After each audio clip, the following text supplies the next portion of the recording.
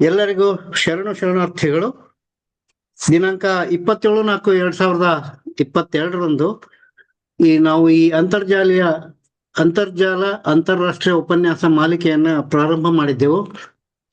ಇಂದಿನ ಕಾರ್ಯಕ್ರಮ 164ನೇ ಕಾರ್ಯಕ್ರಮ. ಈ ಎಲ್ಲ ಹಿಂದಿನ ಕಾರ್ಯಕ್ರಮಗಳಿಗೂ ಆಗಮಿಸಿ ತಮ್ಮ ವಿದ್ವತ್ಪೂರ್ಣ ಉಪನ್ಯಾಸಗಳಿಂದ ವಚನ ಸಾಹಿತ್ಯವನ್ನ ಹಾಗೂ ವಚನ ಸಾಹಿತ್ಯ ಮಂದಾರ ಫೌಂಡೇಶನ್ ವೇದಿಕೆಯನ್ನು ಶ್ರೀಮಂತಗೊಳಿಸಿದಂಥ ಎಲ್ಲ ಉಪನ್ಯಾಸಕರುಗಳಿಗೂ ವಿದ್ವಾಂಸರುಗಳಿಗೂ ಈ ಮೂಲಕ ನಾವು ಕೃತಜ್ಞತೆಯನ್ನ ಅರ್ಪಿಸ್ತಾ ಇದ್ದೀವಿ. ಹಾಗೇನೆ ಈ ಎಲ್ಲ ಕಾರ್ಯಕ್ರಮಗಳಿಗೂ ಆಗಮಿಸಿದಂತ ಎಲ್ಲ ವೀಕ್ಷಕ ಪ್ರಭುಗಳಿಗೂ ಕೂಡ ಈ ಮೂಲಕ ಧನ್ಯವಾದಗಳನ್ನ ಅರ್ಪಿಸುತ್ತಾ, ಕಳೆದ 3.5 ವರ್ಷಗಳಿಂದ ನಾವು ಸರಿಸುಮಾರು 30 ದೇಶಗಳಿಗೆ ಈ ಅಂತರ್ಜಾಲ ಉಪನ್ಯಾಸ ಮಾಲಿಕೆ ತಲುಪ್ತಾ ಇದೆ ಅನ್ನೋದೇ ಒಂದು ಹೆಮ್ಮೆಯ ವಿಷಯ. ಕರ್ನಾಟಕದ 5 ವಿಶ್ವವಿದ್ಯಾಲಯಗಳು ನಮ್ಮ ಅಂತರ್ಜಾಲ ಉಪನ್ಯಾಸ ಮಾಲಿಕೆ ಉಪನ್ಯಾಸಗಳನ್ನ ವಚನ ಸಾಹಿತ್ಯದಲ್ಲಿ ಸಂಶೋಧನಾ ವಿದ್ಯಾರ್ಥಿಗಳಿಗಾಗಿ ರೆಫರೆನ್ಸ್ ಆಗಿ ತೆಗೆದುಕೊಳ್ತಾ ಇರೋದು ಅತ್ಯಂತ ಹೆಮ್ಮೆಯ ವಿಷಯ ಅಂತ ಹೇಳ್ತಾ, ಇಂದಿನ ಕಾರ್ಯಕ್ರಮವನ್ನ ಬೆಳಗಾವಿಯ ಶ್ರೀಮತಿ ಆಶಾ ಯಮಕನಮರಡಿ ಅವರು ನಿರ್ವಹಣೆಯನ್ನ ಮಾಡಲಿದ್ದಾರೆ. ಅವರು ಈ ಕಾರ್ಯಕ್ರಮವನ್ನ ಮುಂದುವರಿಸಬೇಕಾಗಿ ವಿನಂತಿ. You can take over madam. ಎಲ್ರಿಗೂ ಶುಭ ಸಂಜೆ ನಮನಗಳು.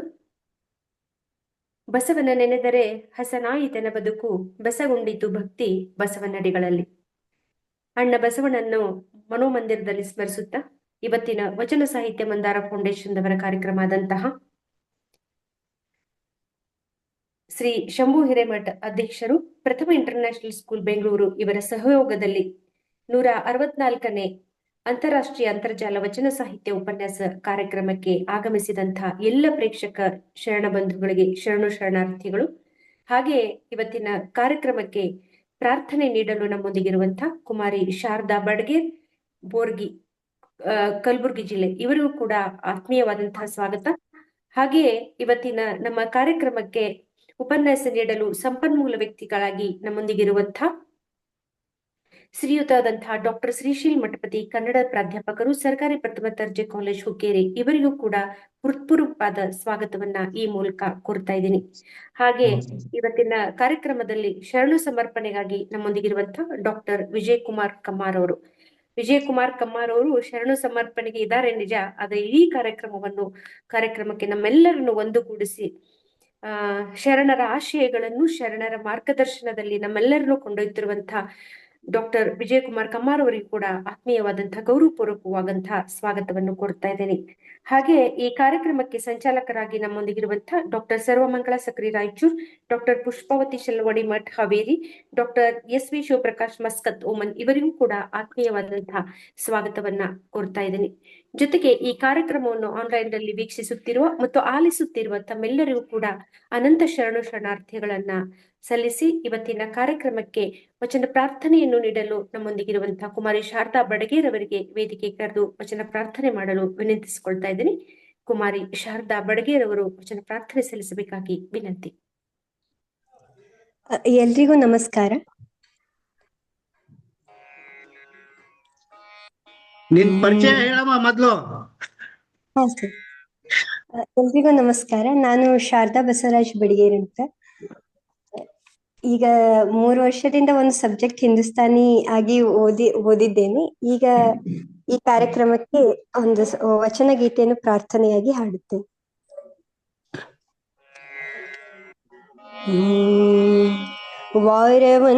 ವಾರವಂದರಿ ದಿನವಂದರಿ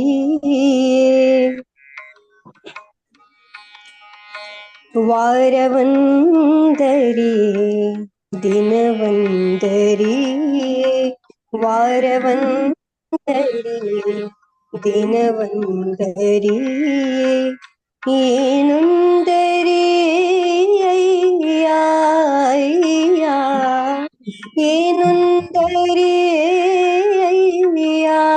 ಅಯ್ಯ ವಾರವಂದರಿ ದಿನವಂದರಿ ವಾರವಂದರಿ ದಿನವಂದರಿ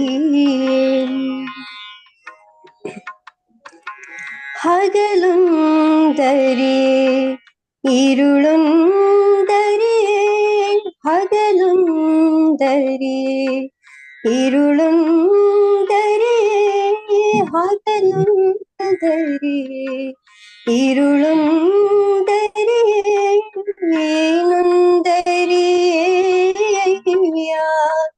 ಅಯ್ಯ ಏನುಂದರಿ ಅಯ್ಯ ವಾರವಂದರಿ ದಿನವಂದರಿ ವಾರವಂದರಿ ದಿನವಂದರಿ ನಿಮ್ಮವ ಪೂಜಿಸಿ ಅಮ್ಮವ ಮರೆತೆ ನಿಮ್ಮವ ಪೂಜಿಸಿ ನಿಮ್ಮವ ಪೂಜಿಸಿ ನಿಮ್ಮವ ಪೂಜಿಸಿ ಎಮ್ಮವ ಮರೆತೆ ನಿಮ್ಮವ ಪೂಜಿಸಿ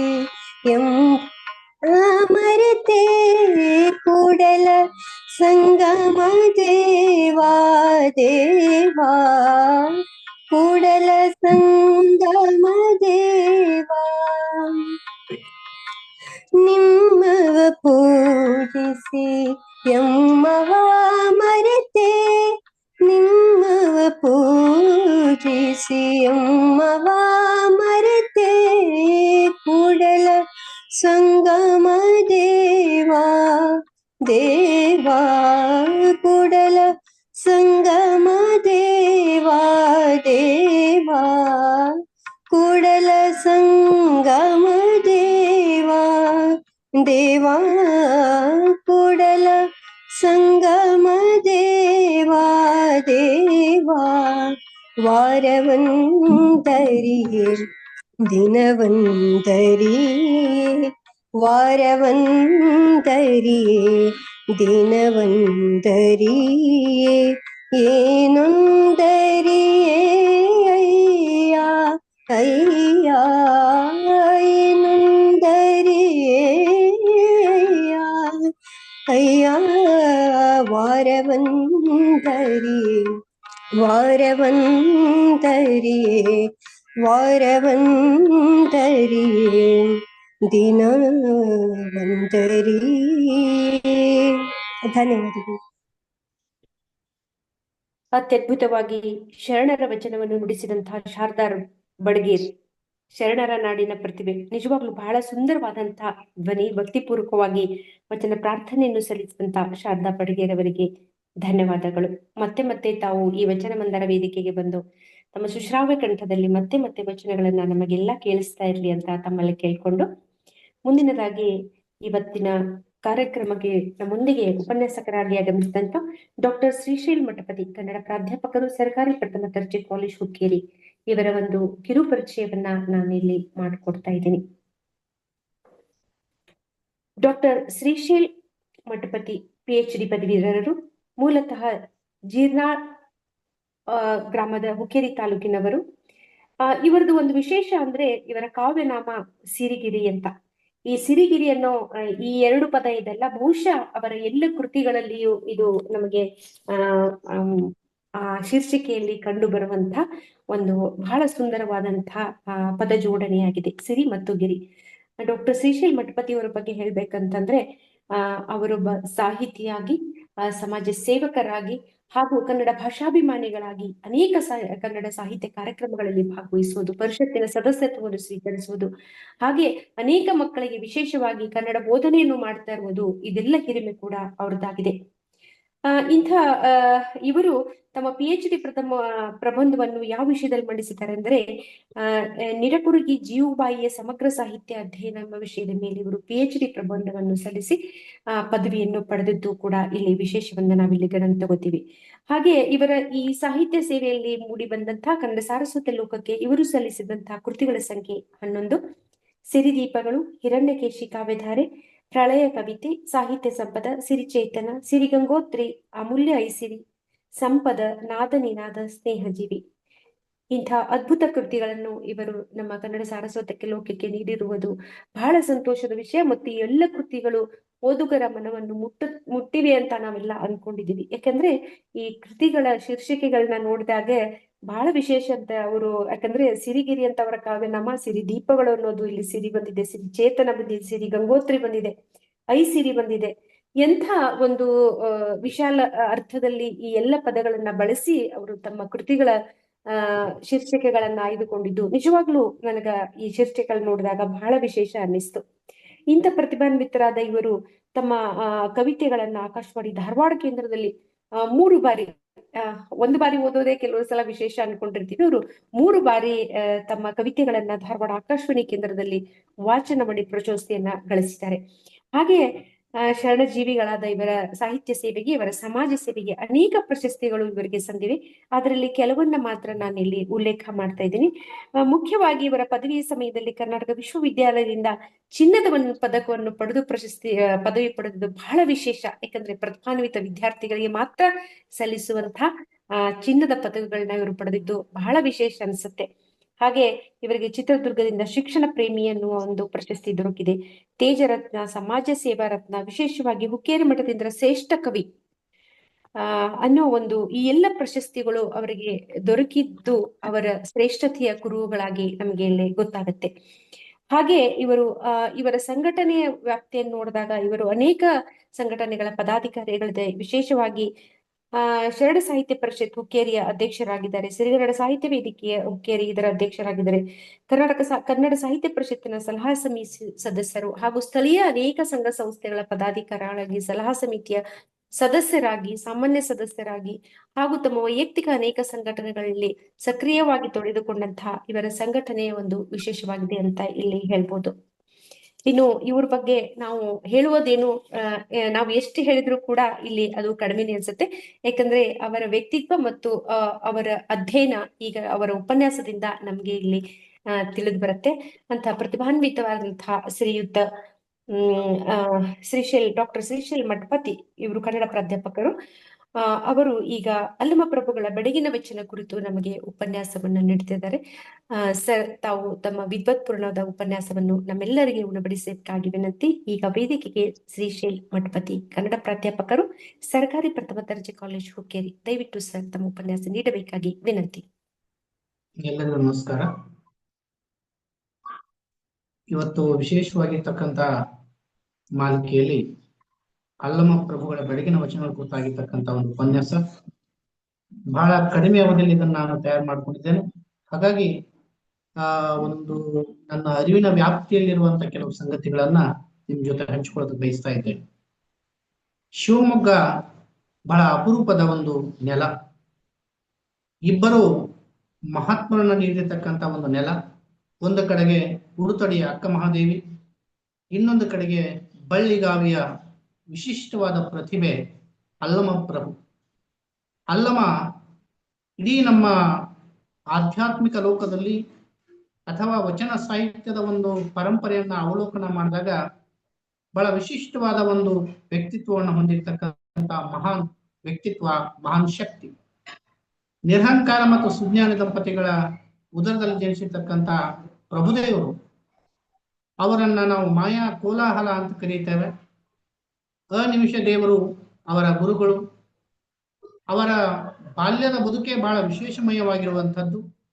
ಮದ್ದಳೆಯನ್ನು ಬಾರಿಸ್ತಕ್ಕಂಥ ಒಂದು ವಿಶೇಷವಾದ ಒಂದು ಅವರ ಉದ್ಯೋಗ. ನಟವರ ವರ್ಗ. ಆ ನಟವರ ವರ್ಗದಲ್ಲಿ ಇದ್ದುಕೊಂಡು ಮದ್ದಳೆಯನ್ನು ಬಾರಿಸೋದ್ರ ಜೊತೆಗೆ ಈ ಆಧ್ಯಾತ್ಮಿಕ ವಲಯವನ್ನು ಪ್ರವೇಶ ಮಾಡಿದ್ದು ಬಹಳ ಅಪರೂಪದ ಸಂಗತಿ. ಇವರ ಮದ್ದಳೆಯ ನಾದಕ್ಕೆ ಮನಸೋತಿರ್ತಕ್ಕಂಥ ಮಾಯೆ, ಆ ಮಾಯಾದೇವಿ ಮೋಹಕ್ಕೊಳಗಾಗಿರ್ತಕ್ಕಂಥವಳು.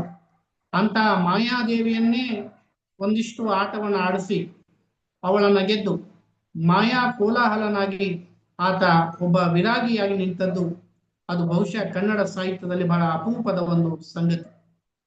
ಪ್ರಭುದೇವರು ತಮ್ಮ ಆಧ್ಯಾತ್ಮಿಕ ಸಾಧನೆಯನ್ನ ಬಾಲ್ಯದಲ್ಲಿನೇ ಪ್ರಾರಂಭ ಮಾಡಿಕೊಂಡು ಅವರು ಒಂದೆಡೆ ನಿಲ್ಲಲಾರದೆ ನಿಜವಾದ ಜಂಗಮರು, ಜಾತಿ ಜಂಗಮರಲ್ಲ, ಅವರು ಆಚಾರ ಜಂಗಮರಾಗಿ ದೇಶ ಸಂಚಾರವನ್ನು ಮಾಡ್ತಕ್ಕಂಥ ಸಂದರ್ಭ.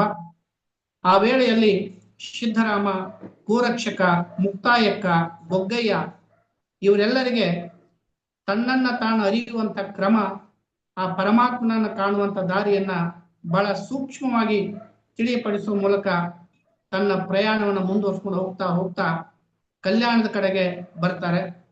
ಕಲ್ಯಾಣಕ್ಕೆ ಬಂದಾಗ ಆ ಕಲ್ಯಾಣದ ಬಸವಣ್ಣನವರ ಕಾರ್ಯಕ್ಷೇತ್ರವನ್ನ ಕಂಡಂತ ಅಲ್ಲಮ ಪ್ರಭುಗಳು ಆ ಬಸವಣ್ಣನವರ ಭಕ್ತಿಯನ್ನು ಮೆಚ್ಚಿಕೊಂಡು ಅವರ ಪ್ರೀತಿಯನ್ನು ಸಂಪಾದನೆ ಮಾಡಿಕೊಂಡು ಅಲ್ಲಿ ಶೂನ್ಯ ಸಂಪಾದನೆಯ ಒಂದು ಶೂನ್ಯ ಪೀಠವನ್ನ ಅಲಂಕಾರ ಮಾಡ್ತಾರೆ. ಮತ್ತೆ ಕೆಲವು ದಿನ ಇದ್ದುಕೊಂಡು ಮತ್ತೆ ಭಾರತ ಸಂಚಾರವನ್ನು ಮಾಡ್ತಾರೆ.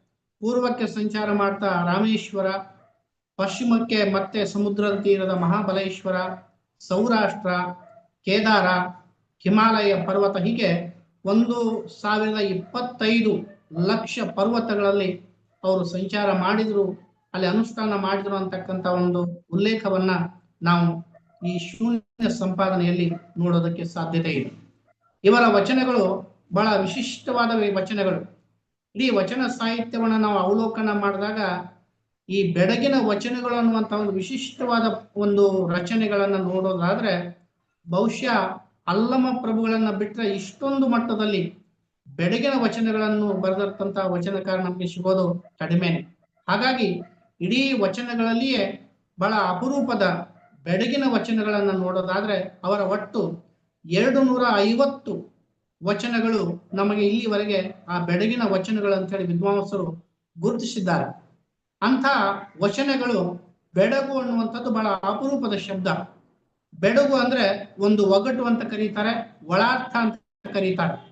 ಇದು ಕೇವಲ ಶಬ್ದ ಚಮತ್ಕಾರ ಅಲ್ಲ, ಆಂತರಿಕವಾದ ಅನುಭವವನ್ನು ಪ್ರತಿನಿಧಿಸ್ತಕ್ಕಂಥ ಒಂದು ಸಾಹಸ, ಅನುಭವ ರಹಸ್ಯವಾದ ಮಾತುಗಳನ್ನ ಒಂದು ಮುಚ್ಚುಮರೆ ಇಟ್ಕೊಂಡು ಒಂದು ಹೊಸ ಲೋಕವನ್ನ ತೋರಿಸ್ತಕ್ಕಂಥ ವಿಶಿಷ್ಟವಾದ ರೂಪಕ್ಕೆ ನಾವು ಬೆಡಗು ಅಂತ ಕರೀತೇವೆ. ಅವರ ಬೆಡಗಿನ ವಚನಗಳಲ್ಲಿ ನಾವು ಕಾಣುವಂತಹ ರೂಪಕಗಳು ಗಿಳಿ, ಹುಲ್ಲೆ, ಹುಲಿ, ಸರ್ಪ, ಸತ್ತ ಹೆಣ, ಕರ್ಪೂರ, ರಕ್ಕಶಿ, ತೊಟ್ಟಿಲು, ಗಗನ, ಕಣ್ಣಕಾಡು, ಕಂದ, ಅರಗಿನ ಪುತ್ತಳಿ, ಭಾವಿ, ಹೊಲಗೇರಿ, ಕುಲದ ಲದಿಕನು, ಅರಳಿ ಮರ, ಉಯ್ಯಾಲೆ, ತಾಳೆ ಮರ, ಹುಲ್ಲು, ಚೇಳು, ಆಮೇಲೆ ಅರಗಿನ ದೇಗುಲ, ಉರಿಯಲಿಂಗ, ಹೀಗೆ ಹಲವಾರು ಆ ರೂಪಕಗಳನ್ನ ಅವರು ತಮ್ಮ ವಚನಗಳಲ್ಲಿ ಬರೀತಾ ಹೋಗ್ತಾರೆ. ಹಾಗಾಗಿ ಆ ಅಲ್ಲಮ ಪ್ರಭುಗಳ ಒಂದು ವಿಶಿಷ್ಟವಾದ ಶಕ್ತಿ ಅದು ಕಲ್ಪನಾ ವಿಲಾಸ ವೈಭವದಿಂದ ಕೂಡಿರ್ತಕ್ಕಂಥ ಕಲಾತ್ಮಕವಾದಂತಹ ಸೃಷ್ಟಿ. ಅವರ ವಿಶಿಷ್ಟವಾದ ಪದ ರಚನಾ ಚಿತ್ರ ಶಕ್ತಿ, ಸಹಜ ಚಿತ್ರಗಳನ್ನ ಅವರು ಶಬ್ದಗಳ ಮೂಲಕ ನೋಡೋದು, ಸಾಂಕೇತಿಕವಾದಂತಹ ಪದ ಪ್ರಯೋಗ, ಅದು ಅಮರವಾದ ಅನುಭವದ ಅಸಾಧಾರಣವಾಗಿರ್ತಕ್ಕಂಥ ಕಾವ್ಯ ಪ್ರತಿಮೆಗಳಿಂದ ಒಳಗೊಂಡಿರ್ತಕ್ಕಂಥದ್ದು ಅವರ ಬೆಡಗಿನ ವಚನಗಳು. ಈ ಬೆಡಗಿನ ವಚನಗಳನ್ನು ಕುರಿತಾಗಿ ಕೆಲವು ಹಿರಿಯರು ವ್ಯಾಖ್ಯಾನಗಳನ್ನು ಕೂಡ ಬರೆದಿದ್ದಾರೆ. ಅದರಲ್ಲಿ ಮಹಾಲಿಂಗ, ಸಿದ್ಧ ಬಸವರಾಜ ದೇವರು, ಕಲ್ಲು ಮಠದ ಪ್ರಭುದೇವ ಇವರೆಲ್ಲರೂ ಆ ಬೆಡಗಿನ ಒಗಟುಗಳಿಗೆ ತಮ್ಮದೇ ಆದ ಬೆಡಗಿನ ವಚನಗಳಿಗೆ ತಮ್ಮದೇ ಆದ ರೀತಿಯಲ್ಲಿ ವ್ಯಾಖ್ಯಾನಗಳನ್ನು ಬರೀತಕ್ಕಂಥ ಪ್ರಯತ್ನವನ್ನು ಮಾಡಿದ್ದಾರೆ. ಆ ವ್ಯಾಖ್ಯಾನಗಳನ್ನ ಅನುಲಕ್ಷಿಸಿ ಇವತ್ತು ನಾವು ಅವರ ಕೆಲವು ಬೆಡಗಿನ ವಚನಗಳನ್ನ ಅರ್ಥೈಸಿಕೊಳ್ಳುವಂತ ಪ್ರಯತ್ನವನ್ನ ಮಾಡೋಣ. ಅಲ್ಲಮ ಪ್ರಭು ಒಬ್ಬ ಮಹಾನ್ ಪ್ರತಿಭಾನ್ವಿತವಾದಂತಹ ವಚನಕಾರ. ಇದನ್ನು ಯಾವಾಗ ನಾವು ಅನ್ನೋದಕ್ಕೆ ಸಾಧ್ಯ ಅಂದ್ರೆ ಇಡೀ ವಚನ ಸಾಹಿತ್ಯವನ್ನ ಅವಲೋಕನ ಮಾಡಿದಾಗ ಈ ಮಾತು ನಮಗೆ ಸತ್ಯ ಅನಿಸ್ತದೆ. ಬಸವಣ್ಣನವರು ಕೂಡ ಇವರಷ್ಟು ಬೆಡಗನ್ನ ಅವರು ವಚನಗಳಲ್ಲಿ ಬಳಕೆ ಮಾಡಿದ್ದು ನಮಗೆ ಕಂಡು ಬರುವುದಿಲ್ಲ. ಅಕ್ಕ ಮಹಾದೇವಿ ಕೆಲವೊಂದು ಕಡೆಗೆ ಬಳಸ್ತಾರೆ, ಆದ್ರೆ ಪ್ರಭುದೇವರು ಬಹಳ ಅಗಾಧವಾಗಿರ್ತಕ್ಕಂಥ ತಮ್ಮ ವಿದ್ವತ್ ದೃಷ್ಟಿಯಿಂದ ಅವರ ವಿಭಿನ್ನವಾದ ಅಧ್ಯಯನದ ಶಿಸ್ತು, ರಾಜಯೋಗ, ಹಠಯೋಗ, ಶಿವಯೋಗ ಎಲ್ಲ ಸಾಧನಾ ಕ್ರಮದಿಂದ ಅವರು ಈ ಸಾಹಿತ್ಯ ಲೋಕಕ್ಕೆ ಬಹಳ ಅಪರೂಪವಾದಂತ ಸದಾಕಾಲ ನಿಲ್ಲಬಲ್ಲಂತ ಈ ಬೆಡಗನ ಕೊಡುವಂತ ಪ್ರಯತ್ನವನ್ನು ಮಾಡಿದ್ದಾರೆ. ಇಂತಹ ಪ್ರಭುದೇವರನ್ನ ಕುರಿತಾಗಿ ನಮ್ಮ ಕನ್ನಡ ಸಾಹಿತ್ಯದಲ್ಲಿ ಬಹಳಷ್ಟು ಜನ ಚಿತ್ರಣವನ್ನು ನೀಡಿದ್ದಾರೆ. ಅದರಲ್ಲಿ ಹರಿಹರ, ಆಮೇಲೆ ಚಾಮರಸ, ಹಾಗೆ ಮುಂದೆ ಬಂದಿರತಕ್ಕಂಥ ಹಲವಾರು ಕವಿಗಳು ಈ ಅಲ್ಲಮ ಪ್ರಭುಗಳ ವ್ಯಕ್ತಿತ್ವವನ್ನು ಕಟ್ಟಿಕೊಡ್ತಕ್ಕಂಥ ಪ್ರಯತ್ನವನ್ನ ಮಾಡಿದ್ದಾರೆ.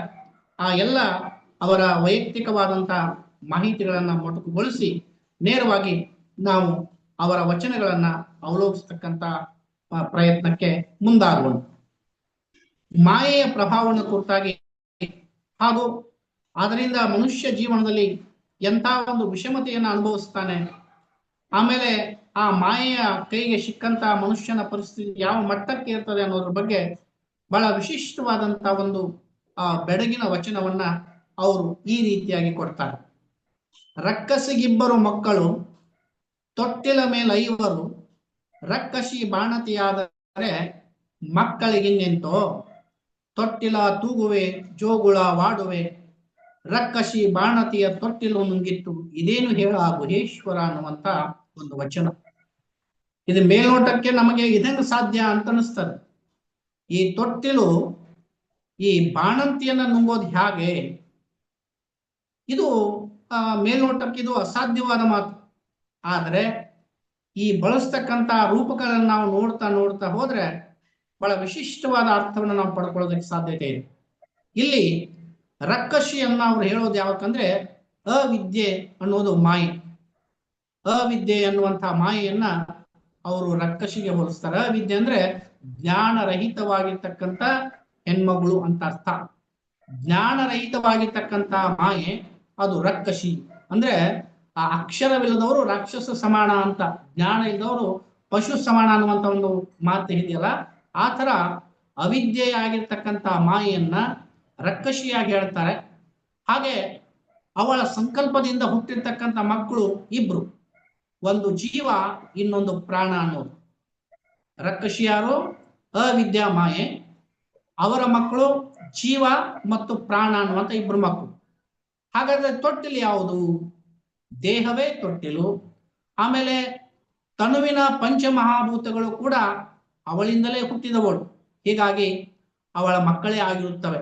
ಅಂದರೆ ಅವಳಿಗೆ 7 ಮಂದಿ ಮಕ್ಕಳು, ಒಂದು ಜೀವ ಪ್ರಾಣ, ಇನ್ನು ಪಂಚಮಹಾಭೂತಗಳು 7 ಜನ ಮಕ್ಕಳು. ತಾನೇ ಅವುಗಳನ್ನ ತಿನ್ನತೊಡಗುತ್ತಾಳೆ ಮಾಯೆ. ಅಂದ್ರೆ ತಾನೇ ಹೆತ್ತಂತ ಮಕ್ಕಳನ್ನ ತಾನೇ ತಿನ್ನೋದಕ್ಕೆ ಪ್ರಾರಂಭ ಮಾಡ್ತಾಳೆ. ಅಂದ್ರೆ ಜೀವ ಅವಳ ಹಿರಿಯ ಮಗ. ಈತ ಅಜ್ಞಾನದಿಂದ ದೇಹ ಎನ್ನುವಂತ ತೊಟ್ಟಿಲನ್ನು ಹೊತ್ತು ಭವಚಕ್ರದಲ್ಲಿ ಆತ ತಿರುಗಾಡ್ತಾ ಇದ್ದಾನೆ. ಜೀವ ಅನ್ನೋನು ಈ ದೇಹವನ್ನು ಹೊತ್ತುಕೊಂಡು ಅಜ್ಞಾನದಿಂದ ಎಲ್ಲಾ ಕಡೆಗೆ ಆತ ಸಂಚಾರ ಮಾಡ್ತಾ ಇದ್ದಾನೆ. ಇದನ್ನೇ ಈ ತೊಟ್ಟಿಲ ತೂಗುವಿಕೆ ಅನ್ನುತ್ತಾನೆ ಪ್ರಭುದೇವ. ಅಂದ್ರೆ ದೇಹವನ್ನ ಎಲ್ಲ ಕಡೆಗೆ ತಗೊಂಡು ಆ ಕಡೆ ಈ ಕಡೆ ಈ ಕಡೆ ಆ ಕಡೆ ತಿರುಗಾಡೋದನ್ನ ತೊಟ್ಟಿಲ ತೂಗುವಿಕೆ ಅಂತೇಳಿ ಪ್ರಭುದೇವ ಬರೀತಾನೆ. ಈ ಅಜ್ಞಾನದ ಸ್ಥಿತಿಯಲ್ಲಿ ಅನೇಕ ವಿಷಯಗಳನ್ನು ಕುರಿತಾಗಿ ಆತ ಮಾತಾಡ್ತಾನೆ. ಇದು ಅಲ್ಲಿ ಅನಾವಶ್ಯಕವಾದ ಮಾತುಗಳಿವೆ ಅಲ್ಲ, ಅವೇ ಜೋಗುಳಗಳು. ಇದನ್ನರಿತು ನಾವು ಮೋಹ ಭ್ರಾಂತಿಯನ್ನ ನೀಗಬೇಕು. ಅಂದ್ರೆ ಈ ಮಾಯಾ ಮೋಹ ಭ್ರಾಂತಿಯನ್ನ ಮೀರಬೇಕು. ಇದರಿಂದ ನೀಗದೆ ಹೋದ್ರೆ ಇದು ತೊಟ್ಟಿಲು ಬಾಣತಿಯನ್ನೇ ನುಂಗಿದಂತೆ ಅನ್ನುವಂತ ಮಾತನ್ನ ಬರೀತಾನೆ. ಜೀವ ಅಜ್ಞಾನವನ್ನ ಕಳೆದುಕೊಳ್ಬೇಕೆನ್ನೋದು ಈ ಒಂದು ಬೆಡಗಿನ ವಿಶೇಷತೆ. ಅಂದರೆ ಈ ಜೀವಕ್ಕೆ ಅಂಟಿಕೊಂಡಿರ್ತಕ್ಕಂಥ ಅಜ್ಞಾನ, ಈ ಅಜ್ಞಾನ ಎಲ್ಲಿವರೆಗೆ ನಮ್ಮಲ್ಲಿ ಇರುತ್ತದೆಯೋ ಅಲ್ಲಿಯವರೆಗೆ ನಾವು ಭ್ರಾಂತಿಯಿಂದ ಹೊರಗಡೆ ಬರೋಕ್ಕೆ ಸಾಧ್ಯತೆ ಇಲ್ಲ. ಹಾಗಾಗಿ ಜೀವ ಅಜ್ಞಾನವನ್ನ ಕಳೆದುಕೊಂಡು ಜ್ಞಾನವನ್ನ ಪಡೆದುಕೊಂಡಾಗ ಮಾತ್ರ ಇದು ಬದುಕಿನ ಸಾರ್ಥಕತೆಯನ್ನು ಕುರಿತಾಗಿ ಪ್ರಭುದೇವರು ಈ ಬೆಡಗಿನ ವಚನದಲ್ಲಿ ಬರೆಯುತ್ತಾರೆ. ಹಾಗೆ ಇನ್ನೊಂದು ವಚನದಲ್ಲಿ ಗಗನದ ಮೇಲೊಂದು ಅಭಿನವ ಗಿಳಿ ಹುಟ್ಟಿ ಸಯ ಸಂಭ್ರಮದಲ್ಲಿ ಮನೆಯ ಮಾಡಿತ್ತು, ಒಂದು ಗಿಳಿ 25 ಗಿಳಿಯಾಯಿತು, ಬ್ರಹ್ಮಣ ಗಿಳಿಗೆ ಪಂಜರವಾದ, ವಿಷ್ಣುವ ಗಿಳಿಗೆ ಕೊಳಕಾದ, ರುದ್ರನ ಗಿಳಿಗೆ ಕೋಳಾದ, ಇಂತಿ 3 ಮುಂದನ ಕಂದನ ನುಂಗಿ ದೃಷ್ಟನಾಮ ನಷ್ಟವಾಯಿತು, ಇದೆಂತು ಗುಹೇಶ್ವರ ಅನ್ನುವಂತ ಇನ್ನೊಂದು ಬೆಡಗು. ಅಂದ್ರೆ ಪರಮಾತ್ಮನು ಈ ಸೃಷ್ಟಿ ಪೂರ್ವದಲ್ಲಿ ಮಹಾಲಿಂಗ ಸ್ವರೂಪಿಯಾಗಿ ಇದ್ದ. ಆ ಮಹಾಲಿಂಗ ಸ್ವರೂಪಿಯಾಗಿರ್ತಕ್ಕಂಥ ಸೃಷ್ಟಿ ಮುಖನಾದದನ್ನ ಗಗನ ಅನ್ನುವಂಥ ಮಾತಿನಲ್ಲಿ ಬರೀತಾರೆ. ಗಗನ ಅಂದ್ರೆ ಪರಮಾತ್ಮನು ಸೃಷ್ಟಿ ಪೂರ್ವದಲ್ಲಿ ಮಹಾಲಿಂಗ ಸ್ವರೂಪದಲ್ಲಿದ್ದ. ಆ ಮಹಾಲಿಂಗ ಸ್ವರೂಪದಲ್ಲಿ ಇರ್ತಕ್ಕಂಥ ಪರಮಾತ್ಮನೇ ಯಾರು? ಗಗನ ಅಂತ ಅರ್ಥ. ಆ ಮಹಾಲಿಂಗದಿಂದ ಅಹಂಭಾವದ ಚೈತನ್ಯ ಬೇರೆಯಾಯಿತು. ಎಲ್ಲಿಂದ? ಆ ಗಗನ ಅನ್ನುವಂತ ಮಹಾಲಿಂಗದಿಂದ ಅಹಂಭಾವ ಅಂದ್ರೆ ಅಹಂಕಾರ ಅನ್ನುವಂತ ಭಾವ ಬೇರ್ಪಟ್ಟಿತು. ಜೀವ ಎನ್ನುವ ಗಿಳಿ ಹುಟ್ಟಿತ್ತು. ಅಂದ್ರೆ ಪರಮಾತ್ಮನ ಒಂದು ಅಂಶವಾಗಿರ್ತಕ್ಕಂಥ ಅಹಂಭಾವ ಬೇರೆ ಆಯಿತು, ಅಲ್ಲಿ ಜೀವ ಅನ್ನುವಂಥ ಗಿಳಿ ಹುಟ್ಟಿತು. ಅಂದರೆ ಈ ಜೀವವು ಕೂಡ ಪರಶಿವನ ಮುಖ್ಯ ಸ್ವರೂಪವಾಗಿರುವಂತ ಒಂದು ಅಂಶ ಅಂತ ಅರ್ಥ. ಅಂದ್ರೆ ನಾವೆಲ್ಲ ಪರಮಾತ್ಮನ ಅಂಶಗಳು, ನಾವೆಲ್ಲ ಪರಮಾತ್ಮನ ಪ್ರತೀಕಗಳು, ಆತನಿಂದ ಹುಟ್ಟಿದವರು ಅನ್ನುವಂಥ ಮಾತನ್ನ ಪ್ರಭುದೇವರು ಒಪ್ಕೊಳ್ತಾರೆ. ಹಾಗಾಗಿ ನಾವು ಆ ಪರಮಾತ್ಮನ ಒಂದು ಅಂಶವಾಗಿ ಜೀವ ಹುಟ್ಟಿತು. ಸಂಭ್ರಮದಿಂದ ಅದು ಸಂಸಾರದಲ್ಲಿ ತೊಡಗಿತು. ಹುಟ್ಟಿದ ಮೇಲೆ ಈ ಸಂಸಾರ ಸಂಭ್ರಮದಲ್ಲಿ ಅದು ತೇಲಾಡ್ತಾ ಹೋಯಿತು. ಇದಕ್ಕೆ ಆಧಾರಭೂತವಾಗಿ, ಅಂದ್ರೆ ಈ ಜೀವಕ್ಕೆ ಆಧಾರವಾಗಿ ಪಂಚವಿಶಂತಿ ತತ್ವಗಳು. ಪಂಚವಿಶಂತಿ ತತ್ವಗಳಂದ್ರೆ 25 ತತ್ವಗಳು ನಿರ್ಮಾಣ ಆದವು, ಸೃಷ್ಟಿ ಆದವು. ಹಾಗಾಗಿ ಇವನಿಗೆ ರಜೋಗುಣ ಅಂದ್ರೆ ಬ್ರಹ್ಮ, ಸಾತ್ವಿಕ ಗುಣ ವಿಷ್ಣು, ತಮೋಗುಣ ರುದ್ರ, ಈ ಗುಣತ್ರಯಗಳ ಸಂಪರ್ಕ ಉಂಟಾಯಿತು. ಯಾವುದು? ರಜೋಗುಣ, ಸಾತ್ವಿಕ ಗುಣ, ತಮೋಗುಣ, ಈ 3 ಗುಣಗಳ ಸಂಪರ್ಕ ಈ ಜೀವಕ್ಕೆ ಉಂಟಾಯಿತು. ಸ್ಥೂಲ ತನುವಿನಲ್ಲಿ ರಜೋಗುಣ. ನಾವು ನಮ್ಮ ಶರೀರವನ್ನ 3 ಭಾಗ ಮಾಡ್ತೇವೆ. ಒಂದು ಸ್ಥೂಲವಾದ ತನು, ಆ ಸ್ಥೂಲವಾದ ತನುವಿನಲ್ಲಿ ರಜೋಗುಣ, ಅದನ್ನೇ ಪಂಜರ ಅಂತ ಕರೀತಾರೆ. ಅಂದ್ರೆ ದೇಹ ಅನ್ನೋದು ಪಂಜರ. ಇದನ್ನೇ ದಾಸರು ಗಿಳಿಯ ಪಂಜರದೊಳಿಲ್ಲೋ ರಾಮ ರಾಮ ಅಂತ ಕರೀತಾರಲ್ಲ. ಈ ದೇಹ ಅಂದ್ರೆ ಅದು ರಜೋಗುಣದಿಂದ ಕೂಡಿರ್ತಕ್ಕಂಥ ಪಂಜರ. ಹಾಗೆ ಸೂಕ್ಷ್ಮ ತನುವಿನಲ್ಲಿ ವಿಷ್ಣು, ಇದು ಸಾತ್ವಿಕ ಗುಣವನ್ನು ಪ್ರತಿನಿಧಿಸ್ತಕ್ಕಂಥದ್ದು. ಅದೇ ಕೊರೆಕೊಳು ಅಂದರೆ ಧಾನ್ಯದ ಆಹಾರ ಅಂತ ಅರ್ಥ. ಹಾಗೆ ಕಾರಣ ತನುವಿನಲ್ಲಿ ತಮೋಗುಣ, ತಮೋಗುಣ ರುದ್ರ, ಅದೇ ಕೋಳು. ಕೋಳು ಅಂದ್ರೆ ಬಂಧನ ಅಥವಾ ಬಲಿ. ಹೀಗೆ ಆ ರಜೋಗುಣ, ಆಮೇಲೆ ಆ ಸಾತ್ವಿಕ ಗುಣ, ತನು, ಹೀಗೆ ಬ್ರಹ್ಮ, ಆಮೇಲೆ ವಿಷ್ಣು, ರುದ್ರ, ಈ 3 ಗುಣಗಳನ್ನ ಆತ ಪಡ್ಕೊಳ್ತಾನೆ. ಹೀಗೆ ಬ್ರಹ್ಮ ವಿಷ್ಣು ರುದ್ರ ಎಂಬ ತತ್ವತ್ರಯಗಳನ್ನು ಆತ ಏನ್ ಮಾಡ್ತಾನೆ? ಗುಣತ್ರಯಗಳನ್ನಾಗಿ ಮಾಡ್ಕೊಳ್ತಾನೆ. ಈ ಗುಣತ್ರಯಗಳನ್ನ ಮುಂದಿಟ್ಟುಕೊಂಡು ತನುವಿನ ವಾಸನೆ ಅವಿರಳವಾಗಿ ಆತನನ್ನು ಗ್ರಹಿಸ್ತಾರೆ. ಅಂದ್ರೆ ಅದಕ್ಕೆ ಬಹಳ ಬೆಲೆ ಕೊಡ್ತಾನೆ. ಅಂದ್ರೆ ರಜೋಗುಣಕ್ಕೆ ಬಹಳ ಪ್ರಾಧಾನ್ಯತೆ ಕೊಡ್ತಾನೆ. ಆ ತನುವಿನ ಗುಣ ಅವನಿಗೆ ಬಹಳ ಇಷ್ಟ ಆಗ್ತದೆ. ಬಹಳ ಇಷ್ಟ ಆದಾಗ ಅದೇ ನುಂಗುವಿಕೆ, ಈ ಮಿಥ್ಯ ಸಂಬಂಧದಿಂದ ಜೀವ ತನ್ನನ್ನು ಮರೆಯೋದಕ್ಕೆ ಪ್ರಾರಂಭ ಮಾಡ್ತದೆ. ಅಂದ್ರೆ ನಾನು ಯಾರ ಒಂದು ಅಂಶ ಅನ್ನೋದನ್ನು ಮರೆತು ಅದು ಅತಿಯಾಗಿ ಈ ವ್ಯಾಮೋಹಕ್ಕೆ ಒಳಗಾಗ್ತದೆ. ಶಿವ ಸ್ವರೂಪವನ್ನು ಮರೆತು ಆ ಭಾವವೇ ಮಿಥ್ಯವೆಂದು ಭಾವಿಸುತ್ತಾನೆ ಜೀವ. ಅಂದ್ರೆ ಈ ಸಂಸಾರವೇ ಸತ್ಯ ಅನ್ನೋದನ್ನ ಆತ ತಿಳ್ಕೊಂಡು ಪರಮಾತ್ಮನನ್ನ ಮರೆತು ಬದುಕ್ತಾನೆ. ಇದರಿಂದ ದೃಷ್ಟನಾಮ ನಷ್ಟವಾಗುತ್ತದೆ. ಇದರಿಂದ ಬದುಕು ಸಾರ್ಥಕತೆ ಪಡ್ಕೊಳ್ಳೋದಿಲ್ಲ. ಹಾಗಾಗಿ ಈ ವಚನದಲ್ಲಿ ಏನ್ ಹೇಳ್ತಾನೆ ಅಂದ್ರೆ ಪ್ರಭುದೇವರು, ಶಿವನ ಒಂದಂಶವಾಗಿರ್ತಕ್ಕಂಥ ಜೀವ ಈ ಲೋಕಕ್ಕೆ ಬಂದು 25 ತತ್ವಗಳನ್ನು ಆಶ್ರಯಿಸಿ ಈ ಸ್ಥೂಲ ದೇಹದ ಮಿತಿಗೆ ಒಳಗಾಗಿ ಶಿವ ಸ್ವರೂಪವನ್ನು ಮರೆತಿರುವುದಾಗಿ ಆತ ಪ್ರಭುದೇವರು ಬರೀತಾರೆ. ಅಂದ್ರೆ ಈ ಭೂಲೋಕಕ್ಕೆ ಬಂದು ಸಂಸಾರದಲ್ಲಿ ಸಿಕ್ಕಾಕೊಂಡು ಇಲ್ಲಿರುವಂತಹ ಎಲ್ಲಾ ಮಾಯಾ ಪ್ರಪಂಚದ ಒಳಗೆ ಸಿಕ್ಕಾಕೊಂಡು ತನುವಿನ ಎಲ್ಲಾ ಗುಣಗಳಿಗೆ ಒಳಪಟ್ಟು ಆತ ತಾನು ಬಂದ ಕಾರಣವೇನು, ನಾನು ಯಾರ ಅಂಶ, ನನ್ನ ಗುಣ ಏನು, ನಾನು ಹುಟ್ಟೋದಕ್ಕೆ ಕಾರಣ ಏನು, ನಾನು ಮಾಡಬೇಕಾದದ್ದೇನು, ಇವೆಲ್ಲವನ್ನ ಮರೆತು ಈ ಲೋಕದ ವ್ಯಾಪಾರದಲ್ಲಿ ಆತ ಶಿವನನ್ನ ಪೂರ್ಣ ಪ್ರಮಾಣದಲ್ಲಿ ಮರೆತು ಬಿಡ್ತಾನೆ ಅನ್ನೋದನ್ನ ಈ 2ನೇ ಬೆಳಗಿನ ವಚನದಲ್ಲಿ ಅವರು ಬರೀತಾರೆ. ಹೀಗೆ ಇದು ಕಾರಣ ಏನಂದ್ರೆ ಜೀವಿಗೆ ಇರ್ತಕ್ಕಂಥ ಅಜ್ಞಾನ. ಈ ಅಜ್ಞಾನದಲ್ಲಿ ಸಿಕ್ಕು ತೊಳ್ಳಾಡ್ತಕ್ಕಂಥ ಚಿತ್ರವನ್ನು ಅನೇಕ ವಚನಗಳಲ್ಲಿ ಬರೀತಾರೆ. ಇಂಥ ಹಲವಾರು ವಚನಗಳನ್ನ ನಾವು ಕಾಣಬಹುದಾಗಿದೆ. ಹಾಗೆ ಮನುಷ್ಯ ಈ ಪಂಚೇಂದ್ರಿಯಕ್ಕೆ ಒಳಗಾಗಿ ಹೇಗೆ ಆತ ದುಃಖಕ್ಕೆ ಒಳಗಾಗ್ತಾನೆ ಅನ್ನೋದ್ರ ಬಗ್ಗೆ ಇನ್ನೊಂದು ಬೆಳಗಿನ ವಚನದಲ್ಲಿ ಬರೀತಾರೆ. ಊರ ಮಧ್ಯದ ಕಣ್ಣ ಕಾಡಿನೊಳಗೆ ಬಿದ್ದೈದಾವೆ 5 ಹೆಣನು, ಬಂದು ಅಳುವರು ಬಳಗ ಗಣವಾದ ಕಾರಣ, ಹೆಣನೂ ಬೇಯದು ಕಾಡೂ ನಂದದು, ಮಾಡ ಉರಿಯಿತ್ತು ಗುಹೇಶ್ವರ ಅನ್ನುವಂತ ಇನ್ನೊಂದು ವಚನ. ಅಂದ್ರೆ ಇಲ್ಲಿ ಪಂಚೇಂದ್ರಿಯಗಳಲ್ಲಿ ಸಿಕ್ಕಾಕೊಂಡು ದೇಹ ಹೇಗೆ ಒದ್ದಾಡುತ್ತದೆ. ನಾವೆಲ್ಲ ಜೀವನದಲ್ಲಿ ಇಷ್ಟೆಲ್ಲ ನೋವನ್ನ ಕಷ್ಟಗಳನ್ನು ಯಾಕೆ ಅನುಭವಿಸ್ತೇವೆ ಅಂದ್ರೆ ಇದಕ್ಕೆಲ್ಲ ಕಾರಣ ಯಾರು? ಪಂಚೇಂದ್ರಿಯಗಳು. ಕಣ್ಣು, ಕಿವಿ, ಮೂಗು, ನಾಲಿಗೆ, ಚರ್ಮ, ಇವು ಹೇಳಿದಂತೆ ನಾವು ಕೇಳುತ್ತೇವೆ. ಅವುಗಳನ್ನು ನಾವು ನಮ್ಮ ಹದ್ದುಬಸ್ತಿನಲ್ಲಿ ಇಟ್ಕೊಂಡ್ರೆ ನಾವು ಆರಾಮಾಗಿರ್ತೇವೆ. ಆದ್ರೆ ಇವತ್ತು ಜೀವನ ಏನಾಗಿದೆ ಅಂದ್ರೆ ನಾವು ಪಂಚೇಂದ್ರಿಯಗಳ ಸುಖದಲ್ಲಿ ಮುಳುಗಿ ಈ ಲೋಕದ ಜಂಜರಲ್ಲಿ ಸಿಕ್ಕಾಕೊಂಡು ಪಾರಮಾರ್ಥದ ಒಂದು ಜೀವನವನ್ನು ಪೂರ್ಣ ಪ್ರಮಾಣದಲ್ಲಿ ಮರೆತು ಈ ಲೋಕವೇ ಸತ್ಯ ಅನ್ನೋದನ್ನ ನಾವು ನೆನಪಿಟ್ಕೊಂಡಿದ್ದೇವೆ. ಹಾಗಾಗಿ ಅದೇ ನಮ್ಮ ಈ ಲೋಕವೇ ಸತ್ಯ ಅಂತ ನಾವೆಲ್ಲ ಅದರಲ್ಲಿ ಬಡದಾಡ್ತಾ ಇದ್ದೇವೆ. ಅಂತ ಸಂದರ್ಭದಲ್ಲಿ ಪಂಚೇಂದ್ರಿಯಲ್ಲಿ ಸಿಕ್ಕಾಕೊಂಡು ಮನುಷ್ಯ ಹೊರಳಾಡ್ತಕ್ಕಂಥ ರೀತಿಯಲ್ಲಿ ಬಹಳ ವಿಶಿಷ್ಟವಾದ ರೀತಿಯಲ್ಲಿ ಪ್ರಭುದೇವರು ಬರೀತಾರೆ. ಊರ ಮಧ್ಯದ ಅಂದ್ರೆ ದೇಹದ ಮಧ್ಯದಲ್ಲಿ ಇರ್ತಕ್ಕಂಥ ಅಜ್ಞಾನದ ದೃಷ್ಟಿಯೊಳಗೆ, ನಮ್ಮ ದೇಹದಲ್ಲಿ ಇರ್ತಕ್ಕಂಥ ಅಜ್ಞಾನದ ದೃಷ್ಟಿಯ ಒಳಗೆ, ಅದನ್ನ ಕಣ್ಣು ಕಾಡು ಅಂತ ಕರೀತಾರೆ. ಅಜ್ಞಾನದ ದೃಷ್ಟಿಯ ಒಳಗೆ ಊರ ಮಧ್ಯ ಅಂದ್ರೆ ಅದು ದೇಹದ ಒಳಗಿರುವಂತಹ, ಅಜ್ಞಾನದ ದೃಷ್ಟಿ ಅಂದ್ರೆ ಕಣ್ಣ ಕಾಡು. ಅಲ್ಲಿ ಪಂಚೇಂದ್ರಿಯ ವಿಷಯಗಳು ಬಿದ್ದಿವೆ. 5 ಹೆಣ ಯಾವುವು? ಪಂಚೇಂದ್ರಿಯ ಅನ್ನುವಂತ 5 ಹೆಣಗಳು ಬಿದ್ದಾವ. ಇವುಗಳನ್ನು 5 ಹೆಣಗಳಂತ ಕರೀತಾರೆ. ಅವುಗಳಿಗೆ ಸಂಬಂಧಿಸಿದ ಪಂಚೇಂದ್ರಿಯಗಳು ವಿಷಯ ಸುಖಗಳನ್ನು ಮತ್ತೆ ಮತ್ತೆ ಅನುಭವಿಸ್ತಾ ಇವೆ. ಈಗ ಒಂದ್ಸಾರಿ ಊಟ ಮಾಡಿದ್ರೆ ಮತ್ತೆ ಊಟ ಮಾಡಬೇಕು, ಮತ್ತೆ ಊಟ ಮಾಡಬೇಕು. ಹೀಗೆ ಅವು ನಿರಂತರವಾಗಿ ದಾಹದಲ್ಲಿ ತುಂಬಿಕೊಂಡಿದ್ದಾವೆ.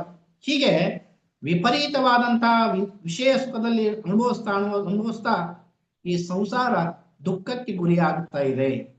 ನಾವು ಎಷ್ಟೆಷ್ಟು ಪಂಚೇಂದ್ರಿಯಗಳ ಬೆನ್ನು ಹತ್ಕೊಂಡು ಹೋಗ್ತಾ ಇರ್ತಲ್ಲ, ಅಷ್ಟು ಮನುಷ್ಯ ಜೀವನದಲ್ಲಿ ನೋವನ್ನು ಅನುಭವಿಸ್ತಾ ಇದ್ದಾನೆ. ಇಡೀ ಸಂಸಾರ ದುಃಖಕ್ಕೆ ಒಳಗಾಗ್ತಾ ಇದೆ. ಯಾರು ಇಂದ್ರಿಯಗಳನ್ನ ಗೆಲ್ತಾರೆ ಅವರು ಒಳ್ಳೆ ವ್ಯಕ್ತಿಗಳಾಗಿರ್ತಾರೆ. ಆದ್ರೆ ನಾವೇನಾಗ್ತಾ ಇದ್ದೀವಿ ಅಂದ್ರೆ, ಇವತ್ತು ಈ ಇಂದ್ರಿಯಗಳ ಸುಖಕ್ಕೆ ಬೆನ್ನು ಹತ್ಕೊಂಡು ನಾವೇ ನಮ್ಮ ದುಃಖಕ್ಕೆ ನಾವೇ ಕಾರಣ ಆಗ್ತಿದ್ದೇವೆ ಹೊರತು ಬೇರೆ ಯಾರು ಕೂಡ ಆ ದುಃಖಕ್ಕೆ ಕಾರಣ ಅಲ್ಲ. ಆ ದುಃಖದ ಬಳಗ ಬಹಳ ದೊಡ್ಡದು. ಯಾಕಂದ್ರೆ ನಾವು ಪ್ರತಿಯೊಂದಕ್ಕೂ ದುಃಖ ಮಾಡ್ಕೊಳ್ತೇವೆ. ಅವ್ರೊಂದು ಏನಾದ್ರೂ ಹೊಸ ತಂದ್ರೆ ಅದಕ್ಕೆ ನಾವು ತ್ರಾಸ ಮಾಡ್ಕೊಳ್ಳೋದು, ಅವ್ರೊಂದು ಹೊಸ ಮನೆ ಕಟ್ಟಿದ್ರೆ ನಾವು ತ್ರಾಸ ಮಾಡ್ಕೊಳ್ಳೋದು, ಅವ್ರೊಂದು ಹೊಸ ಬಟ್ಟೆ ತಗೊಂಡ್ರೆ ನಾವು ತ್ರಾಸ ಮಾಡ್ಕೊಳ್ಳೋದು. ಇದೆಲ್ಲ ಯಾವ್ದಕ್ಕಾಗಿ ಅಂದ್ರೆ ನಮ್ಮ ಇಂದ್ರಿಯಗಳು. ಏನೇ ಒಳ್ಳೇದಿದ್ರು ಕೂಡ ನಮ್ಮ ಮನಸ್ಸು ಬೇಡ್ತದೆ. ಅದು ಇಲ್ಲ ಅಂತ ನಮ್ಮಲ್ಲಿ ಕೊರಗು ಚಾಲು ಆತಂದ್ರೆ ನಾವು ಇಂದ್ರಿಯಗಳಿಗೆ ಸಿಕ್ಕಾಕೊಳ್ತೇವೆ. ಹಾಗಾಗಿ ಈ ದುಃಖದ ಬಳಗ ಬಹಳ ದೊಡ್ಡದು. ಇದು ಒಂದಲ್ಲ, ದೊಡ್ಡದಲ್ಲ, ವಿಪರೀತವಾದ ದುಃಖದ ಬಳಗ ನಮ್ಮನ್ನ ತುಂಬಿಕೊಂಡಿದೆ. ಹಾಗಾಗಿ ಈ ಸುಖಗಳು ಅಳಿಯುವುದಿಲ್ಲ. ಈ ವಿಷಯ ಸುಖಕ್ಕೆ ಕೊನೆ ಅನ್ನೋದೇ ಇಲ್ಲ. ಇನ್ನೇನು ಸಾವಿನ ಕೊನೆಯಲ್ಲಿ ಇರ್ತೇವೆ. ಸಾವಿನ ಕೊನೆಯಲ್ಲಿದ್ರು ಕೂಡ ನಮ್ಗೆ ಇನ್ನೂ ಆಸೆ ಅನ್ನೋದು ಹಾಗೇ ಉಳ್ಕೊಂಡಿರ್ತದೆ. ಹಾಗಾಗಿ ಇಡೀ ಎಷ್ಟೇ ವರ್ಷ ಬದುಕಿದ್ರು ಕೂಡ, ಎಷ್ಟೇ ಐಷಾರಾಮಿ ಬದುಕಿದ್ರು ಕೂಡ, ಎಷ್ಟೇ ಕೋಟ್ಯಾಧೀಶ್ವರ ಇದ್ರೂ ಕೂಡ ಆತ ಈ ವಿಷಯ ಸುಖಗಳನ್ನ ಅಳಿಯೋದಕ್ಕೆ ಸಾಧ್ಯ ಇಲ್ಲ. ಹೆಣವು ಬೇಯದು. ಇಲ್ಲಿ ಹೆಣವು ಬೇಯದು ಇದ್ರ ಅರ್ಥ ಏನು? ವಿಷಯ ಸುಖಗಳಿಗೆ ಕೊನೆ ಅನ್ನೋದಿಲ್ಲ. ಎಷ್ಟೇ ಸುಟ್ಟು ಕೂಡ ಹೆಣ ಸುಡಂಗಿಲ್ಲ. ಅಂದ್ರೆ ನಮ್ಮ ಸುಖ, ಈ ವಿಷಯ ಸುಖಗಳಿಗೆ ಕೊನೆ ಅನ್ನೋದಿಲ್ಲ. ಇನ್ನ ಭವವು ಕೆಡುವುದಿಲ್ಲ. ಭವ ಹಾಳಾಗುವುದಿಲ್ಲ ಅಂದ್ರೆ ಕಾಡು ನಂದದು, ಕಾಡು ಸುಡಂಗಿಲ್ಲ, ಹೆಣನು ಸುಡಂಗಿಲ್ಲ. ಅಂದರೆ ನಮ್ಮ ವಿಷಯ ಸುಖಗಳೂ ಅಳಿಯುವುದಿಲ್ಲ, ನಮ್ಮ ಭವವೂ ಕೂಡ ಕೆಡುವುದಿಲ್ಲ. ಇದರಿಂದ ದೇಹ ತಾಪತ್ರಯದಲ್ಲಿ ಉರಿಯುತ್ತದೆ. ಇದರಿಂದ ಏನಾಗ್ತದೆ? ನಮ್ಮ ದೇಹ ಕಷ್ಟದಲ್ಲಿ ಸಿಕ್ಕಾಕೊಂಡು ನರಳುತ್ತದೆ. ಮಾಡ ಉರಿಯಿತ್ತು. ಮಾಡ ಉರಿಯುತ್ತಂದ್ರೆ, ಮಾಡ ಅಂದ್ರೆ ಯಾವುದಿಲ್ಲಿ? ತಾಪತ್ರಯದಿಂದ ಕೂಡಿರ್ತಕ್ಕಂಥ ದೇಹ. ಈ ದೇಹ ಉರಿತಾ ಹೋಗ್ತದೆ. ಹೀಗೆ ಪಂಚೇಂದ್ರಿಯಗಳ ಸುಖಕ್ಕೆ ಒಳಗಾಗಿರ್ತಕ್ಕಂಥ ವ್ಯಕ್ತಿ ಹೇಗಂದ್ರೆ ಪೂರ್ಣ ಸುಡಲಾರದೆ ಆತ ಅರೆಬೆರೆ ಬೆಳೆದಂತ ರೀತಿಯಲ್ಲಿ ಇಡೀ ಜೀವನ ಪೂರ್ತಿಯಾಗಿ ಸುತ್ತಾ ಕಷ್ಟನ ಅನುಭವಿಸ್ತಾನೆ. ಹಾಗಾಗಿ ಪಂಚೇಂದ್ರಿಯಗಳ ಸುಖಕ್ಕೆ ಒಳಗಾಗಿರ್ತಕ್ಕಂಥ ವ್ಯಕ್ತಿ ಬದುಕಿನಲ್ಲಿ ಹೇಗೆ ತನ್ನನ್ನ ತಾನೇ ಸುಟ್ಕೊಳ್ತಾನೆ ಅಂತಕ್ಕಂಥ ಸಂಗತಿಗಳನ್ನ ಈ ಒಂದು ವಚನದಲ್ಲಿ ಅವ್ರು ಬರೀತಾರೆ. ಇನ್ನೊಂದು, ಅತಿಯಾಗಿ ಈ ವಿಷಯ ಸುಖವನ್ನ ಬಯಸ್ತಕ್ಕಂಥವ್ರು ನೋಡಿದಾಗ ಪ್ರಭುದೇವರಿಗೆ ಒಂಥರ ನಗು ಬರ್ತದೆ. ಯಾಕೆ ಇವರೆಲ್ಲ ಇಷ್ಟೊಂದು ದೊಡ್ಡ ಪ್ರಮಾಣದಲ್ಲಿ ಈ ವಿಷಯ ಸುಖದ ಬೆನ್ನು ಹತ್ತಿದ್ದಾರೆ, ಯಾಕೆ ಅಂತ ಅವ್ರಿಗೆ ಒಂಥರ ಮುಜುಗರ. ಅದನ್ನ ಇಂಥ ಅತಿಯಾದ ವಿಷಯ ಸುಖಕ್ಕೆ ಒಳಗಾಗಿರ್ತಕ್ಕಂಥ ಜನರನ್ನ ಕಂಡು ಅವರು ಇನ್ನೊಂದು ಬೆಳಗಿನ ವಚನ ಹೀಗಿದೆ: ಹೃದಯ ಕಂದದ ಮೇಲೆ ಹುಟ್ಟಿತ್ತು, ಹರಿದು ಹಬ್ಬಿ ಕೊಬ್ಬಿ ಹಲವು ಫಲವಾಯಿತು ನೋಡಿರೆ, ಪರಿಪರಿಯ ಫಲಗಳು ಬೇಡವರಿಗಿತ್ತು, ಆ ಫಲವ ಬಯಸಿದವರು ಜಲದೊಳಗೆ ಬಿದ್ದರೆ ನೋಡಿ ನಗುತ್ತಿದ್ದೆನು ಗುಹೇಶ್ವರ. ಇಲ್ಲಿ ಹೃದಯ ಎಂಬುವಂತ ನಡುಗಡ್ಡೆ, ಹೃದಯ ಅನ್ನುವಂತ ಕಂದ ಅಂದ್ರೆ ನಡುಗಡ್ಡೆ, ಸಮುದ್ರದ ಮಧ್ಯದಲ್ಲಿರ್ತಕ್ಕಂಥ ಭೂ ಪ್ರದೇಶ. ಹೃದಯ ಅನ್ನುವಂಥ ನಡುಗಡ್ಡೆ ಮೇಲೆ ಅಹಂಕಾರ ಅನ್ನುವಂಥ ಬೀಜ ಬಿತ್ತು, ಮೊಳೆತು ಗಿಡ ಆಯಿತು. ಯಾವ ಬೀಜ? ಅಹಂಕಾರ ಎನ್ನುವಂಥ ಬೀಜ ಮೊಳೆಯಿತು, ಗಿಡವಾಯಿತು. ಅದು ಎಲ್ಲಾ ಕಡೆಗೆ ತನ್ನ ರೆಂಬೆ ಕೊಂಬೆಗಳನ್ನ ಚಾಚಿಕೊಂಡಿತು. ಅದು ಎಲ್ಲಾ ಕಡೆಗೆ ತನ್ನ ರೆಂಬೆ ಕೊಂಬೆಗಳನ್ನು ಚಾಚಿಕೊಂಡು ದೊಡ್ಡ ಮರವಾಗಿ ಬೆಳೆಯಿತು. ಆಮೇಲೆ ಅದು ಬೇರೆ ಬೇರೆ ಫಲವನ್ನ ಕೊಟ್ಟಿತು. ಈ ಫಲವನ್ನು ಬಯಸಿರ್ತಕ್ಕಂಥ ಜೀವರು ಅಂದ್ರೆ ಮನುಷ್ಯರು ಮರವನ್ನೇರಿ ಅದನ್ನ ಕೀಳ ಬಯಸುತ್ತಾರೆ. ಗಿಡದಾಗ ಎಲ್ಲಾ ಕಡೆಗೆ ಫಲ ಆಯ್ತು, ಆ ಫಲವನ್ನ ಕೀಳ್ಬೇಕಂತೇಳಿ ಎಲ್ಲರೂ ಬಯಸ್ತಾರೆ. ಬಯಸಿ ಬಯಸಿ ಕೊನೆಗೆ ಕಾಲು ಜಾರಿ ಮಡುವಿನೊಳಗೆ ಬೀಳುತ್ತಾರೆ. ಇಂಥ ಅದ್ಭುತವಾದಂತಹ ಒಂದು ಬೆಳಗಿನ ವಚನ. ಸಮುದ್ರದ ಮಧ್ಯದಲ್ಲಿ ಚಿಕ್ಕದಾಗಿರ್ತಕ್ಕಂಥ ಭೂಪ್ರದೇಶ, ಅದರ ಮೇಲೆ ಅಹಂಕಾರ ಅನ್ನುವಂತಹ ಒಂದು ಬೀಜ ಮೊಳೆಯಿತು, ಗಿಡ ಆಯಿತು. ಅದು ಎಲ್ಲಾ ಕಡೆಗೆ ರೆಂಬೆ ಕೊಂಬೆಯನ್ನು ಚಾಚಿಕೊಂಡಿದ ಅಂದ್ರೆ ಅಹಂಕಾರ ವಿಸ್ತಾರವಾಯಿತು. ಅಹಂಕಾರದ ಫಲ ಬಿಟ್ಟಿತು. ಆ ಮನುಷ್ಯ ಆ ಫಲವನ್ನು ಬಯಸಿ ಇಡೀ ಅಹಂಕಾರ ಅನ್ನುವಂಥ ಮರವನ್ನು ಏರಿಬಿಟ್ಟ. ಯಾವ ಮರವನ್ನು ಏರಿದ? ಅಹಂಕಾರ ಮರವನ್ನ ಏರಿದ. ಆ ಅಹಂಕಾರ ಮರವನ್ನು ಏರಿ ಆ ಹಣ್ಣುಗಳನ್ನು ಕೀಳಕ್ ಚಾಲು ಮಾಡ್ದ. ಕಿತ್ತು ಕಿತ್ತು ಕಿತ್ತು ಕೊನೆಗೆ ಆತ ಏನ್ ಮಾಡ್ದ? ಆ ಮರದ ಮೇಲಿಂದ ಜಾರಿ ಕೆಳಗೆ ನೀರೊಳಗೆ ಬಿದ್ದ. ಅಂದರೆ ಈ ವಿಷಯ ಸುಖಗಳು ಕೈ ಸಿಕ್ಕದೆ ದೂರ ಸರಿಯುವ ಮರೀಚಿಕೆ ಇದ್ದಂತೆ. ಅಂದ್ರೆ ವಿಷಯ ಸುಖ ಅನ್ನೋದು ಒಂಥರ ಮರೀಚಿಕೆ. ಮರೀಚಿಕೆ ಅಂದ್ರೆ ಅದಕ್ಕೆ ಕನ್ನಡದ ಇನ್ನೊಂದು ಅರ್ಥದಲ್ಲಿ ಬಿಸಿಲು ಕುದುರೆ ಅಂತ ಕರೀತಾರೆ. ವಿಪರೀತವಾದ ಬಿಸಿಲಿನಲ್ಲಿ ಮಧ್ಯಾಹ್ನದ ಹೊತ್ತಿನಲ್ಲಿ ದೂರದಲ್ಲಿ ಎಲ್ಲೋ ಒಂದು ಕಡೆಗೆ ನೀರು ಅಳಗಾಡ್ದಂಗ ಆಗ್ತದೆ. ಅದು ನಮಗೆ ನೀರಿದೆ ಅಂತ ಅನಿಸ್ತು. ಹಾಗಾಗಿ ಅದಕ್ಕೆ ಮರೀಚಿಕೆ ಅಂತ ಕರೀತಾರೆ, ಬಿಸಿಲು ಕುದುರೆ ಅಂತ ಕೂಡ ಅದಕ್ಕೆ ಕರೀತಾರೆ. ಹಾಗಾಗಿ ವಿಷಯ ಸುಖಗಳು ನಾವು ಎಷ್ಟೇ ಹಿಡಿಯಕ್ಕೆ ಪ್ರಯತ್ನ ಮಾಡಿದ್ರು ಕೂಡ ಅದು ಮತ್ತೆ ಮತ್ತೆ ಮುಂದಕ್ಕೆ ಹೋಗ್ತಾವ. ಆದ್ರೂ ಕೂಡ ಜನ ಅಂದ್ರೆ ನಾವು ಅವುಗಳನ್ನು ಬೆನ್ನು ಹತ್ತೋದು ಬಿಡಕ್ ಸಾಧ್ಯ ಇಲ್ಲ. ಹೆಂಗಂದ್ರೆ ಟಾಂಗ ಕುದುರೆ ಇರ್ತೈತಿ, ಕುದುರೆ ಮುಂದೆ ಹುಲ್ಲು ಕಟ್ಟಿರ್ತಾರೆ. ಕುದುರೆ ಯಾಕೆ ಓಡ್ತಿರ್ತೈತಿ? ಆ ಹುಲ್ಲು ತಿನ್ಬೇಕಂತ ಓಡ್ತಿರ್ತೈತಿ. ಎಷ್ಟು ಓಡಿದ್ರು ಕೂಡ ಕುದುರೆಗೆ ಹುಲ್ಲು ಸಿಗಂಗಿಲ್ಲ. ಕುದುರೆಗೆ ಗೊತ್ತಿಲ್ಲ ಅದು ಮುಂದೆ ಕಟ್ಟಿದಾರ, ನಾ ಎಷ್ಟು ಓಡಿದ್ರು ಹುಲ್ಲು ಸಿಗಂಗಿಲ್ಲ ಅಂತ ಕುದುರೆಗೆ ಗೊತ್ತಿಲ್ಲ. ಆದ್ರೂ ಕೂಡ ಅದು ಏನ್ ಮಾಡ್ತೈತಿ? ಆ ಹುಲ್ಲು ತಿನ್ಬೇಕಂತ ಓಡ್ತೈತಿ. ಹಂಗ ನಾವು ಕೂಡ ಈ ವಿಷಯ ಸುಖಗಳನ್ನು ಹಿಡಿಬೇಕು, ಅನುಭವಿಸ್ಬೇಕಂತ ಬೆನ್ನು ಹತ್ತಿ ಹತ್ತಿ ಹತ್ತಿ ನಾವು ನಮ್ಮ ಜೀವನದಲ್ಲಿ ಅದೇ ನಮ್ಮ ಬದುಕಾಗಿದೆ. ಹಾಗಾಗಿ ಇಂಥ ಜನರನ್ನು ಕಂಡು ಪ್ರಭುದೇವರು ನನಗೆ ನಗು ಬರುತ್ತದೆ ಅಂತ ಹೇಳಿ ಅಂತಹ ಜನರನ್ನು ಗೊತ್ತಾಗಿ ಅವರು ಒಂಥರ ನಗು ಜೊತೆಗೆ ಇನ್ನೊಂದು ಕಡೆ ವಿಷಾದ ಕೂಡ ನಡೀತದೆ. ಹಾಗೆ ಇದೇ ಬಗೆಯ ಇನ್ನೊಂದು ಭಾವನೆಯನ್ನು ಹೊಂದಿರತಕ್ಕಂಥ ಒಂದು ವಚನ. ಅರಗಿನ ಪುತ್ತಳೆಯನ್ನು ಉರಿಕೊಂಡರೆ ಉದಕ ಬಾಯಾರಿ ಬಳಲುತ್ತಿದೆ. ಅಗೆಯಿಂಬೋ ಭಾವಿಯ ನಗೆಯಿಂಬೋ ಅಗೆದಾತ ಸತ್ತ ಭಾವಿ ಬತ್ತಿತು. ಇದು ಕಾರಣ ನೆರೆಮೂರು ಲೋಕ ಬರುಸೂರೆ ಹೋಯಿತು ಗುಹೇಶ್ವರ ಅನ್ನುವಂತ ಇನ್ನೊಂದು ವಚನ. ಇದು ಕೂಡ ಆ ವಿಷಯ ಸುಖದ ಬಗ್ಗೆ ಇರ್ತಕ್ಕಂಥ ವಚನ. ಇಲ್ಲಿ ಅರಗಿನ ಪುತ್ತಳಿ ಅಂದ್ರೆ ನಶ್ವರವಾದಂತ ದೇಹ. ಈ ದೇಹ ಶಾಶ್ವತವಾದದ್ದಲ್ಲ. ಅದನ್ನ ಅರಗಿನ ಪುತ್ತಳಿಗೆ ಹೋಲಿಸ್ತಾರೆ. ಅರಗ ಅಂದ್ರೆ ಗೊತ್ತಲ್ಲ, ಬಹಳ ಬೇಗ ಒಂದಿಷ್ಟು ಬೆಂಕಿಗಿಟ್ಟರೆ ಆಗಿಂದಾಗಲೇ ಕರಿ ಹೋಗ್ತದೆ. ಅಂತ ನಶ್ವರವಾಗಿರ್ತಕ್ಕಂಥ ದೇಹ ಇದು ಅರಗಿನ ಪುತ್ತಳಿ. ಇದಕ್ಕೆ ತಾಪತ್ರಯ ಅನ್ನುವಂತ ಬೆಂಕಿ ಹತ್ತಿದ್ರೆ, ತಾಪತ್ರಯ ಅಂದ್ರೆ 3 ಬಗೆಯ ಒಂದು ತಾಪತ್ರಯ, ಆ 3 ಬಗೆಯ ತಾಪತ್ರಯದ ಬೆಂಕಿ ಹತ್ತಿದ್ರೆ ಮನಸ್ಸು, ಇಲ್ಲಿ ಉದಕ ಅಂದ್ರೆ ಯಾವುದು? ಮನಸ್ಸು. ಮನಸ್ಸು ಕಾಮತ್ರಶೆಯಿಂದ ಬಳಲುತ್ತದೆ. ಮನಸ್ಸಿಗೆ ಅದು ಬೇಕು ಬೇಕಂತೇಳಿ ಯಾವಾಗ ಕೂಡ ಅದು ಬಳಲ್ತಾ ಇರ್ತದೆ. ಆ ಬಾಯಾರಿಕೆಯನ್ನು ಹಿಂಗಿಸಲು ಜೀವ ತನುವೆಂಬ ಭೂಮಿಯ ಮೇಲೆ ವಿಷಯ ಸುಖ ಅನ್ನುವಂಥ ಬಾವಿಯನ್ನ ತೋಡ್ತಾನೆ. ಅಂದ್ರೆ ಮನಸ್ಸಿನ ಕಾಮತೃಷೆಯನ್ನ, ಮನದ ಆಸೆಯನ್ನು ಈಡೇರಿಸುವುದಕ್ಕಾಗಿ ಜೀವ ಏನ್ ಮಾಡ್ತಾನೆ? ಭೂಮಿಯ ಮೇಲೆ ವಿಷಯ ಸುಖ ಅನ್ನುವಂಥ ಒಂದು ಬಾವಿಯನ್ನು ತೋಡ್ತಾನೆ. ಅಂದ್ರೆ ವಿಪರೀತ ಬಾಯಾರಿಕೆ ಆದಾಗ ನಾವ್ ಹೆಂಗ ಜಲಮೂಲವನ್ನ ಹುಡುಕ್ತಿರ್ತೀವಲ್ಲ, ಹಂಗ ಇಲ್ಲಿ ಜೀವ ಅನ್ನುವಂಥವನು ಅರಗಿನ ಪುತ್ತಳಿಗೆ ಬೆಂಕಿ ಹತ್ತಿದಾಗ, ತಾಪತ್ರಯದ ಬೆಂಕಿ ಹತ್ತಿದಾಗ ಆ ಮನಸ್ಸಿಗೆ ಅತಿಯಾಗಿರ್ತಕ್ಕಂಥ ಕಾಮತೃಷೆ ಆಯಿತು. ಆ ಕಾಮತೃಷೆಯ ಬಾಯಾರಿಕೆ ಹಿಂಗಿಸುವುದಕ್ಕಾಗಿ ಜೀವ ಅನ್ನುವಂಥವನು ತನುವೆಂಬ ಭೂಮಿಯ ಮೇಲೆ ವಿಷಯ ಸುಖ ಅನ್ನುವಂಥ ಭೂಮಿಯನ್ನು ತೋಡ್ತಾನೆ. ಅಲ್ಲಿ ಬಿದ್ದು ಸಂಸಾರವೆಂಬ ಜಲವನ್ನು ಕುಡಿದು ಸಾಯುತ್ತಾನೆ. ಆ ಭಾವೆ ಬೀಳ್ತಾನೆ. ಅದು ಎಂಥ ಬಾವಿ? ಸಂಸಾರ ಅನ್ನುವಂಥ ಬಾವಿ. ನೋಡ್ರಿ ಎಂತ ಅದ್ಭುತವಾದಂತ ಒಂದು ಬೆಳಗ್ಗೆ.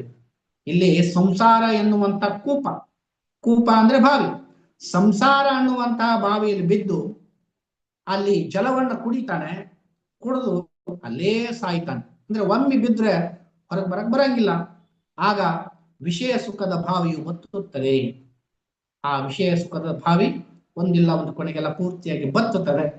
ಬತ್ತಿದಾಗ ಈ ಕ್ಷಣಿಕ ಸುಖಕ್ಕಾಗಿ 3 ಲೋಕವು ಕೆಟ್ಟು ಹೋಗುತ್ತಿದೆ.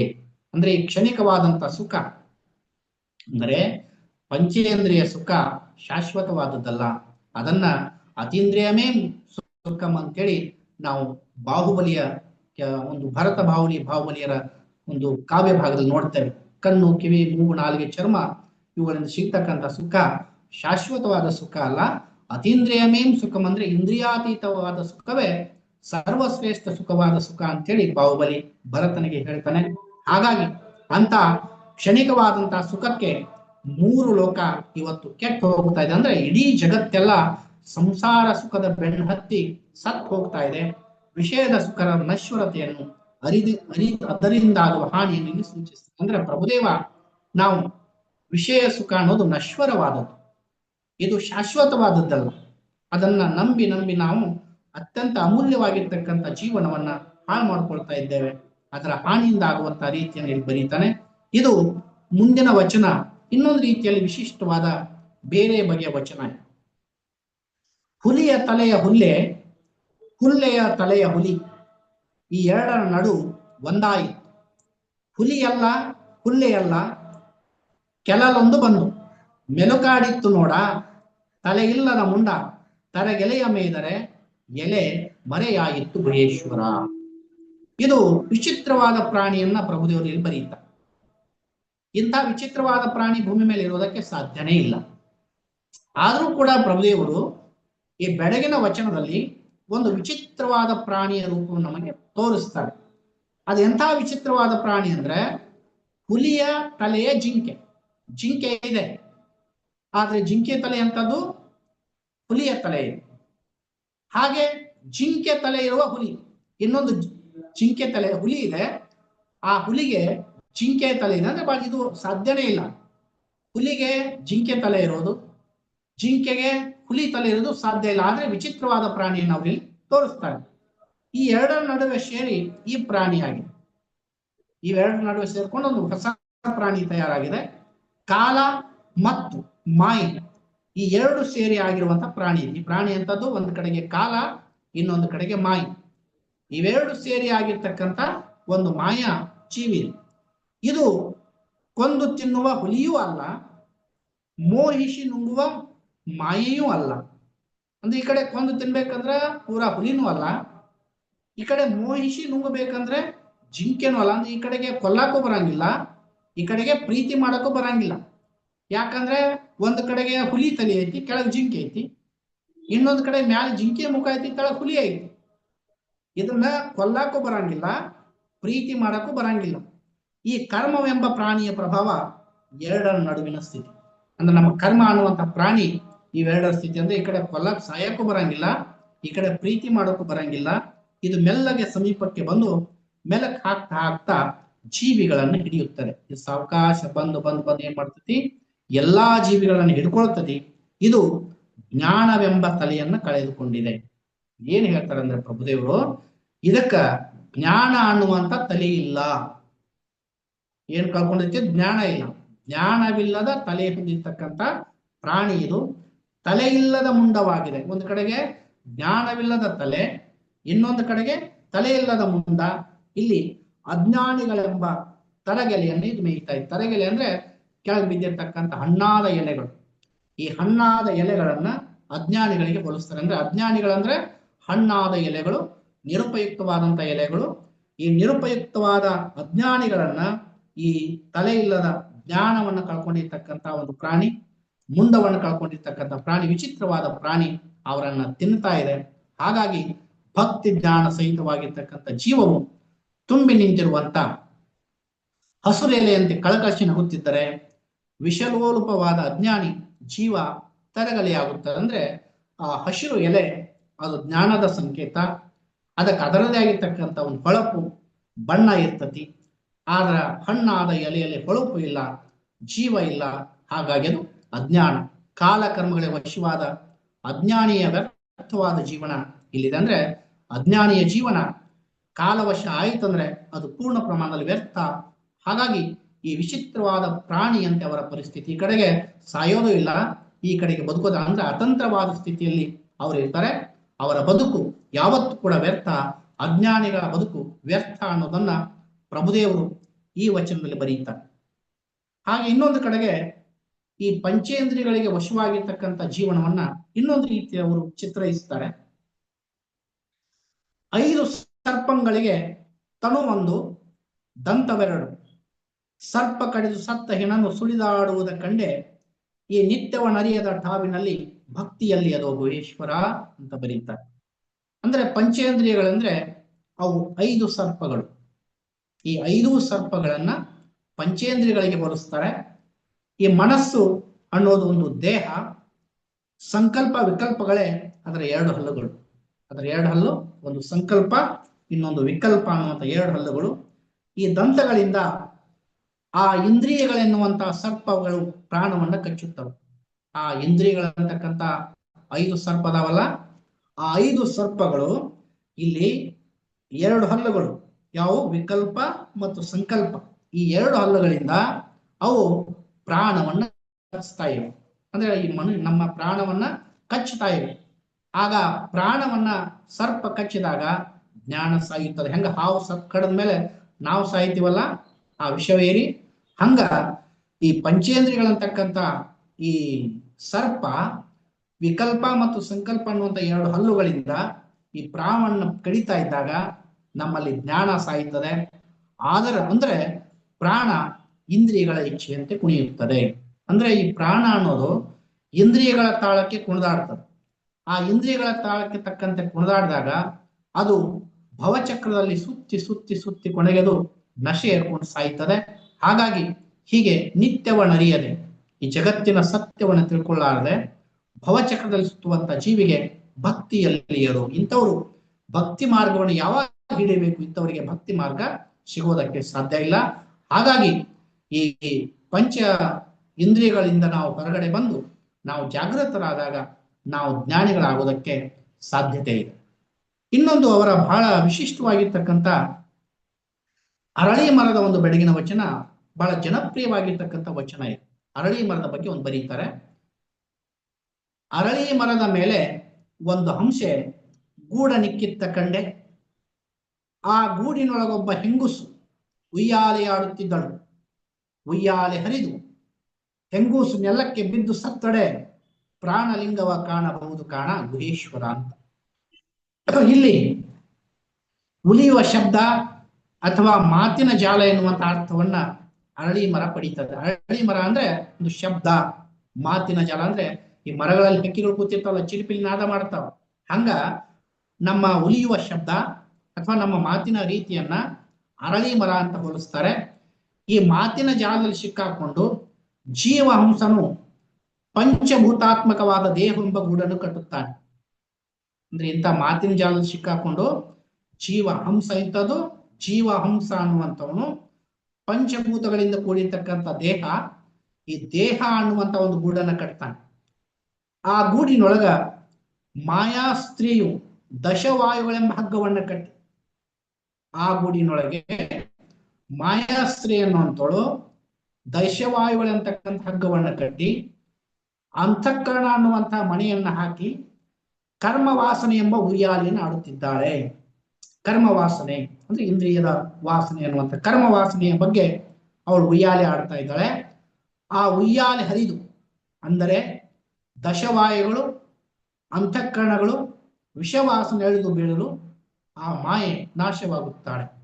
ಅಂದ್ರೆ ಯಾವಾಗ ಅವಳಲ್ಲಿ ಈ ವಿಷಯ ವಾಸನೆಗಳು ಹೋಗ್ತಾವ, ಯಾವಾಗ ಈ ದಶವಾಯುಗಳು ಹರಿತಾವ, ಆವಾಗ ಆ ಮಾಯೆ ನಾಶವಾಗ್ತಾಳ. ಅಂದ್ರೆ ಅಂಗ ಗುಣಗಳು ಅಳಿದು ಲಿಂಗ ಗುಣಗಳು ಅಳವಡುತ್ತವೆ ಅಂತ ಪ್ರಭುದೇವರು ಬರೀತಾರೆ. ಅಂದ್ರೆ ಎಲ್ಲಿಯವರೆಗೆ ನಮ್ಮಲ್ಲಿ ಪಂಚಭೂತಾತ್ಮಕವಾದಂತಹ ದೇಹದೊಳಗೆ ಈ ವಿಷಯ ವಾಸನೆಗಳಂತಕ್ಕಂಥ ಸಂಗತಿಗಳಿರ್ತಾವ, ದಶವಾಯುಗಳು ಈ ಇಂದ್ರಿಯ ಸುಖದ ಬಗ್ಗೆ ಮೋಹಗಳು ಇರ್ತಾವ, ಆ ಮೋಹ ಅನ್ನುವಂಥ ಹಗ್ಗ ಕಳಚಿ ಬಿದ್ದಾಗ ಮಾತ್ರ ಅವಳಲ್ಲಿರ್ತಕ್ಕಂಥ ಮಾಯೆ ನಾಶವಾಗುತ್ತದೆ. ಅಂಗ ಗುಣಗಳನ್ನು ಕಳ್ಕೊಂಡು ಲಿಂಗ ಗುಣಗಳನ್ನು ಪಡ್ಕೊಳ್ತಾಳೆ. ಅಂದ್ರೆ ನಮ್ಮ ಎಲ್ಲ ಸಾಧನೆಗೆ ಅಡ್ಡಿ ಯಾವುದಂದ್ರೆ ಅದು ಮಾಯೆ. ಆ ಮಾಯಾ ಸಂಬಂಧವನ್ನು ಕಡಿದುಕೊಳ್ಳುವುದು ಬಹಳ ಮುಖ್ಯ. ಅದನ್ನ ಪರಿಹರಿಸಿಕೊಳ್ಳುವುದು ಸಾಧನೆಯ ಮೊದಲ ಮೆಟ್ಟಿಲು ಅಂತ ಪ್ರಭುದೇವರು ಬರೀತಾರೆ. ಅಂದ್ರೆ ನಾವು ಏನೇ ಸಾಧನೆ ಮಾಡ್ಬೇಕಾದ್ರೂ ಕೂಡ ಈ ಮಾಯಾ ಬಂಧನವನ್ನು ಕಲಿಸಿಕೊಳ್ಬೇಕು. ಎಲ್ಲಿವರೆಗೆ ನಾವು ಮಾಯಾ ಬಂಧನದಲ್ಲಿ ಇರ್ತೇವೋ ಅಲ್ಲಿವರೆಗೆ ಈ ಬಂಧನವನ್ನ ಕಳ್ಕೊಳ್ಳೋದಕ್ಕೆ ಸಾಧ್ಯತೆ ಇಲ್ಲ. ಹಾಗಾಗಿ ಆ ಉಯ್ಯಾಲೆಯಲ್ಲಿ ಎಲ್ಲಿವರೆಗೆ ನಾವು ಬೈದಾಡ್ತಾ ಇರ್ತೇವೆ ಅಲ್ಲಿವರೆಗೆ ನಾವು ಅಂಗಗುಣವನ್ನು ಕಳ್ಕೊಳ್ಳೋದಕ್ಕೆ ಸಾಧ್ಯತೆ ಇಲ್ಲ. ಆ ಅಂಗಗುಣವನ್ನು ಕಳ್ಕೊಳ್ಬೇಕಾದ್ರೆ ಉಯ್ಯಾಲೆಯಲ್ಲಿರ್ತಕ್ಕ ಆ ಉಯ್ಯಾಲೆ, ಆ ದಶವಾಯು ಮತ್ತು ಈ ವಿಷಯ ಸುಖ ಅಂತಕ್ಕಂಥ ಹಗ್ಗ ಹರಿದು ಕೆಳಗೆ ಬಿದ್ದಾಗ ಆ ಮೋಹವನ್ನು ಕಳ್ಕೊಂಡಾಗ ನಮ್ಮಲ್ಲಿ ಲಿಂಗ ಗುಣ ಅಳವಡುತ್ತದೆ. ಆ ಲಿಂಗ ಗುಣವನ್ನು ಅಳವಡಿಸಿಕೊಂಡಾಗ ನಾವು ಸಾಧನೆಯ ದಾರಿಗೆ ನಾವು ಸಾಗುವುದಕ್ಕೆ ಸಾಧ್ಯತೆ ಇದೆ. ಅಂತ ಸಾಧನೆಯ ದಾರಿಗೆ ಈ ಮಾಯೆ ಅಡ್ಡಿ ಅನ್ನೋದನ್ನ ಪ್ರಭುದೇವರು ಬರೀತಾರೆ. ಇನ್ನ ಸಾಧನೆಯು ನಮ್ಮ ಲಿಂಗೈಕ್ಯದ ಕಡೆಗೆ ಹೇಗೆ ಸಾಗ್ತದೆ ಅಂದ್ರೆ ಲಿಂಗದ ಜೊತೆಗೆ ಒಂದಾಗುವಂತಹ ರೀತಿ ಅದು ಹೇಗೆ ಸಾಗ್ತದೆ ಅನ್ನೋದಕ್ಕೆ ಇನ್ನೊಂದು ಬೆಡಗಿನ ವಚನ ಅವರದ್ದು. ತಾಳ ಮರದ ಮೇಲೊಂದು ಬಾವಿ ಇದ್ದಿತ್ತಲ್ಲ, ಆ ಬಾವಿಯ ತಡಿಯ ಹುಲ್ಲನೊಂದು ಮೊಲ ಬಂದು ಮೇಯುತ್ತಿತ್ತಲ್ಲ, ಕಾಯ ಸಹಿತ ಜೀವವ ಬಾಣಸವ ಮಾಡಲರಿಯರು ಗುಹೇಶ್ವರ ನಿಮ್ಮಾನೆ. ಅಂದ್ರೆ ಇಲ್ಲಿ ತಾಳೆ ಮರ ಅಂದ್ರೆ ಈ ತನು ಅನ್ನುವಂತ ಒಂದು ವೃಕ್ಷ. ದೇಹ ಅನ್ನೋದು ಒಂದು ವೃಕ್ಷ. ಈ ಮರದ ಮೇಲೆ ಸಂಸಾರದಿಂದ ಕೂಡಿರ್ತಕ್ಕಂಥ ವಿಷಯದ ಕೂಪ ಅಂದ್ರೆ ಬಾವಿ. ಸಂಸಾರದಿಂದ ಕೂಡಿರ್ತಕ್ಕಂಥ ವಿಷಯ ಕೂಪ, ಭವಬಂಧನ ಅನ್ನುವಂತ ಹುಲ್ಲು, ಜೀವವೆನ್ನುವಂತ ಮೊಲ ಅದನ್ನು ಬಂದು ತಿಂತಾ ಇತ್ತು. ಒಂದು ತನು ಎನ್ನುವಂತ ವೃಕ್ಷ, ಅದು ತಾಳೆ ಮರ. ಸಂಸಾರದಿಂದ ಕೂಡಿರ್ತಕ್ಕಂಥ ವಿಷಯ ಅದು ಬಾವಿ. ಭವಬಂಧನ ಅನ್ನುವಂತ ಹುಲ್ಲು, ಆ ಹುಲ್ಲನ್ನ ಜೀವ ಎನ್ನುವಂತ ಮೊಲ ಬಂದು ತಿನ್ನುತ್ತಾ ಇತ್ತು. ಆವಾಗ ಕಾಯ ಸಹಿತವಾಗಿ ಅಂದ್ರೆ ದೇಹ ಸಹಿತವಾಗಿ ಆ ಜೀವವನ್ನು ಬಾಣಸವ ಮಾಡಬೇಕೆನ್ನುತ್ತಾನೆ. ಏನು ಮಾಡಬೇಕು? ಕಾಯ ಸಹಿತವಾಗಿ ಆ ಜೀವವನ್ನು ಬಾಣಸ ಮಾಡ್ಬೇಕಂದ್ರೆ ಅದನ್ನ ನಾಶ ಮಾಡ್ಬೇಕಂತ ಕರೀತಾರೆ. ಅಂದರೆ ಮೂಲ ಅಹಂಕಾರ ಸಹಿತವಾಗಿ ಜ್ಞಾನಾಗ್ನಿಯಲ್ಲಿ ಅದನ್ನ ದಹಿಸಬೇಕು. ಅಂದ್ರೆ ಮೊಲವನ್ನ ಹೆಂಗ ಸುಡ್ಬೇಕಂದ್ರೆ ಆ ಕಾಯ ಸಹಿತವಾಗಿ ಅಂದ್ರೆ ಮೂಲ ಗುಣ ನಾಶವಾಗದೇ ಅಂದ್ರೆ ಮೂಲ ಗುಣ ಸಹಿತವಾಗಿ ಆ ಮೊಲವನ್ನು ಸುಡಬೇಕಿಲ್ಲಿ. ಮೊಲ ಅಂದ್ರೆ ಅಹಂಕಾರ ಸಹಿತವಾಗಿ ಜ್ಞಾನಾಗ್ನಿಯಲ್ಲಿ ಅದನ್ನ ಅಂದ್ರೆ ನಮ್ಮ ಮೂಲ ಗುಣ ಅಹಂಕಾರ ಸಹಿತವಾಗಿರ್ತಕ್ಕಂಥದ್ದು ಅದನ್ನ ಜ್ಞಾನಾಗ್ನಿಯಲ್ಲಿ ಸುಡಬೇಕು. ಅಂದ್ರೆ ಈ ದೇಹವನ್ನ ಜ್ಞಾನದ ಅಗ್ನಿಯಲ್ಲಿ ಸುಡಬೇಕು ಅಂದಾಗ ಅದು ಸತ್ವವನ್ನು ಪಡ್ಕೊಳ್ತದೆ. ಇದನ್ನೇ ಅಲ್ಲಮ ಪ್ರಭುಗಳು ಲಿಂಗೈಕ್ಯ ಅಂತ ಕರೀತಾರೆ. ನೋಡಿ ಎಂಥ ಅದ್ಭುತವಾದಂತ ಒಂದು ಅರ್ಥವನ್ನು ಕೊಡ್ತಾರೆ. ನಾವು ಸುಮ್ಮನೆ ಲಿಂಗೈಕ್ಯ ಅಂತ ಪದವನ್ನು ಬಳಸ್ತೇವೆ. ಹಾಗಾಗಿ ನಿಜವಾಗಿ ಲಿಂಗೈಕ್ಯ ಅಂದ್ರೆ ಒಂದು ಜೀವ ಅದು ಮೂಲ ಅಹಂಕಾರ ಸಹಿತವಾಗಿ ಜ್ಞಾನಾಗ್ನಿಯಲ್ಲಿ ಸುಡಬೇಕು. ಕೇವಲ ಜೀವ ಹೋದರೆ ಲಿಂಗೈಕ್ಯ ಅಲ್ಲ. ಒಳಗಿರುವಂತ ಅಹಂಕಾರ ಮೂಲ ಸಹಿತವಾಗಿ ಅದು ಜ್ಞಾನಾಗ್ನಿಯಲ್ಲಿ ಸುಟ್ಟಾಗ ಅದನ್ನ ಲಿಂಗೈಕ್ಯ ಅಂತ ಕರೀತಾರೆ. ಇದಕ್ಕೆ ಬದಲಾಗಿ ಅಜ್ಞಾನದ ಕೈಗೆ ಸಿಕ್ಕು ಅದೇ ಬಲವತ್ತರವಾದರೆ ಜೀವನದಲ್ಲಿ ಅಂಧಕಾರ ಕವಿಯುತ್ತದೆ. ನಾವು ಇದನ್ನ ಸುಡದೆ ಹೋದ್ರೆ ಇದು ಬದುಕಿನಲ್ಲಿ ನಮಗೆ ಅಂಧಕಾರವನ್ನು ತಂದು ಕೊಡುತ್ತದೆ. ಹಾಗಾಗಿ ನಮ್ಮ ಅಹಂಕಾರವನ್ನು ಸುಟ್ಟಾಗ ನಾವು ಲಿಂಗದಲ್ಲಿ ಒಂದಾಗಬಹುದು, ಆ ಪರಮಾತ್ಮನ ಜೊತೆಗೆ ಒಂದಾಗಬಹುದು ಅನ್ನುವಂತ ಮಾತನ್ನ ಪ್ರಭುದೇವರು ಬರೀತಾರೆ. ಹೀಗೆ ಇಷ್ಟು ಸಂಗತಿಗಳನ್ನ ತಮ್ಮ ಜೊತೆಗೆ ಹಂಚಿಕೊಂಡಿದ್ದೇನೆ. 250 ಬೆಳಗಿನ ವಚನಗಳು. ಆ ಎಲ್ಲ ವಚನಗಳನ್ನ ನೋಡೋದಾದ್ರೆ ಬಹಳ ದೀರ್ಘವಾದಂಥದ್ದು. ಕೆಲವು ಒಂದು ದಿನದ ಅವಧಿ ಒಳಗೆ ನನಗೆ ಎಷ್ಟು ಸಾಧ್ಯನೋ ಅಷ್ಟು ಸಂಗತಿಗಳನ್ನ ವಚನಗಳನ್ನ ಇಟ್ಕೊಂಡು ಈ ಬೆಳಗಿನ ವಚನಗಳನ್ನ ತಮ್ಮ ಜೊತೆಗೆ ನನ್ನ ಅರಿವಿನ ವ್ಯಾಪ್ತಿಯಲ್ಲಿ ಅರ್ಥೈಸುವಂತ ಪ್ರಯತ್ನವನ್ನು ಮಾಡಿದ್ದೇನೆ. ಇಂತಹ ಅವಕಾಶವನ್ನು ಮಾಡಿಕೊಟ್ಟಿರ್ತಕ್ಕಂಥ ಸಂಘಟನೆಯವರಿಗೆ ವಂದಿಸ್ತಾ ನನ್ನ ಮಾತು ಮುಗಿಸ್ತೇನೆ. ಎಲ್ಲರಿಗೂ ಶರಣಾರ್ಥಿಗಳು. ಅಲ್ಲಮ ಪ್ರಭುಗಳ ಬೆಳಗಿನ ವಚನ ಕುರಿತು ಅತ್ಯಂತ ಅಲ್ಲಮ ಪ್ರಭುಗಳ ಪ್ರಭುಗಳ ಬೆಳಗಿನ ವಚನ ಕುರಿತು ಅತ್ಯಂತ ವಿಶ್ಲೇಷಣಾತ್ಮಕವಾಗಿ ತಮ್ಮ ಉಪನ್ಯಾಸವನ್ನು ನೀಡಿದಂತಹ ಡಾಕ್ಟರ್ ಶ್ರೀಶೈಲ್ ಮಠಪತಿ ಅವರಿಗೆ ಧನ್ಯವಾದಗಳು. ಅಂತರಂಗ ಶೋಧನೆಯ ಆಳವನ್ನು ತಿಳಿಸುವಂತಹ ಬೆಡಗಿನ ವಚನಗಳು ಮೇಲ್ನೋಟಕ್ಕೆ ಅದು ಬೆಡಗಿನ ವಿಚಾರಗಳು ಯಾರಿಗೂ ಕೂಡ ಅರ್ಥವಾಗುವುದಿಲ್ಲ. ಏಕೆಂದ್ರೆ ಶಬ್ದಗಳ ಆಟ ಅಥವಾ ಶಬ್ದಗಳ ಜೋಡಣೆಯ ವಿಶೇಷತೆ ಏನಿಲ್ಲ. ಮೇಲ್ನೋಟಕ್ಕೆ ವಾಚ್ಯದ ಅರ್ಥದಲ್ಲಿಯೂ ಮತ್ತು ಸೂಚ್ಯದ ಅರ್ಥದಲ್ಲಿ ಯಾವ ಅರ್ಥದಲ್ಲಿಯೂ ಕೂಡ ಬೆಡಗಿನ ವಚನಗಳನ್ನ ತಿಳಿದು ಅರಗಿಸಿಕೊಳ್ಳುವುದು ಬಹಳ ದೊಡ್ಡ ಅಧ್ಯಯನಶೀಲರಿಗೆ ಮಾತ್ರ ಸಾಧ್ಯ. ಅಂತ ಅಧ್ಯಯನ ಪೂರ್ಣವಾದಂತಹ ಉಪನ್ಯಾಸವನ್ನು ನಮ್ಮೊಂದಿಗೆ ಹಂಚಿಕೊಂಡಿದ್ದಂತಹ ಡಾಕ್ಟರ್ ಶ್ರೀಶೈಲ್ ಮಠಪತಿಯವರಿಗೆ ಧನ್ಯವಾದಗಳು. ಮತ್ತೊಮ್ಮೆ ತಾವು ಈ ವೇದಿಕೆಗೆ ಬಂದು ಬಹಳ ಕಡಿಮೆ ಅವಧಿಯಲ್ಲಿ ಪ್ರಭುವಿನ ವಚನವನ್ನು ಬಹಳ ವಿಶ್ಲೇಷಣಾತ್ಮಕವಾಗಿ ಬಹಳ ಎಳೆಯಾಗಿ ಬಿಡಿಸಿ ನಮ್ಮ ಮುಂದೆ ಇಟ್ಟು ನಮ್ಮೆಲ್ಲರಿಗೂ ಬೆಡಗಿನ ವಚನಗಳ ಅರ್ಥ ಮತ್ತು ಅದರ ಆಳವನ್ನು ತಿಳಿಸಿದಂತ ಡಾಕ್ಟರ್ ಶ್ರೀಶೈಲ್ ಮಠಪತಿ ಅವರಿಗೆ ಮತ್ತೊಮ್ಮೆ ಧನ್ಯವಾದಗಳು. ಈಗ ಈ ಕಾರ್ಯಕ್ರಮದಲ್ಲಿ ಭಾಗಿಯಾಗಿರುವಂತಹ ವೀಕ್ಷಕರು ಯಾರಾದ್ರೂ ಈ ಮಠಪತಿಯವರಿಗೆ ಏನಾದ್ರೂ ಪ್ರಶ್ನೆಗಳನ್ನ ಕೇಳ್ಬೇಕಿದ್ರೆ ಅಥವಾ ಬೆಡಗಿನ ವಿಚಾರಗಳ ಕುರಿತಾಗಿ ಏನಾದ್ರೂ ಹೇಳ್ಬೇಕಿದ್ರೆ ಹೇಳ್ಬೋದು ಅಂತ ಇಲ್ಲಿ ಅವ್ರಿಗೆ ಅವಕಾಶವನ್ನು ಕೇಳ್ತಾ ಇದ್ದೀವಿ. ದಯವಿಟ್ಟು ಕೇಳುಗರು ಯಾರಾದ್ರೂ ಇದ್ರೆ ಅವರು ಈ ಕಾರ್ಯಕ್ರಮದಲ್ಲಿ ಭಾಗವಹಿಸಬೇಕು, ತಮ್ಮ ಅನಿಸಿಕೆಗಳನ್ನ ಹೇಳ್ಬೇಕು. ಸಂಜನಾ ಅಂತ ಹುಡುಗಿ ಜಾಯ್ನ್ ಆಗಿದೆ, ಒಂದು ಹಾಡು ಹೇಳ್ತಾ ಒಂದು ಕೇಳ್ರಿ. ಎಲ್ಲ ಹೋಯ್ತು. ಸಂಜನಾ ಅವ್ರು ಇದೀರಾ? ಸಂಜನಾ ಅವರು ಹೇಳಮ್ಮ. ಶರಣಾರ್ಥಿಗಳು ಸರ್. ಹಾ, ಓಕೆ. ಆಶಾ ಅವರೇ, ಈ ಹುಡುಗಿ ಮಗು ಬಹಳ ಅದ್ಭುತವಾದಂತ ಹಿಂದೂಸ್ತಾನಿ ಗಾಯಕಿ ಆಗುವ ಎಲ್ಲ ಲಕ್ಷಣವನ್ನು ಹೊಂದಿದ. ಹಾಗಾಗಿ ಸ್ಪೆಷಲ್ ಸ್ಲಾಟ್ ಮಾಡಿ ಅವಳಿಗೆ ಕೊಡ್ತಾ ಇದ್ವಿ. ಹೇಳಮ್ಮ.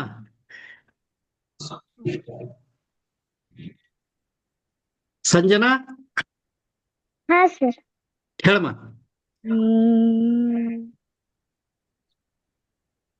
ಸರ್ ಒಂದ್ ನಿಮಿಷ.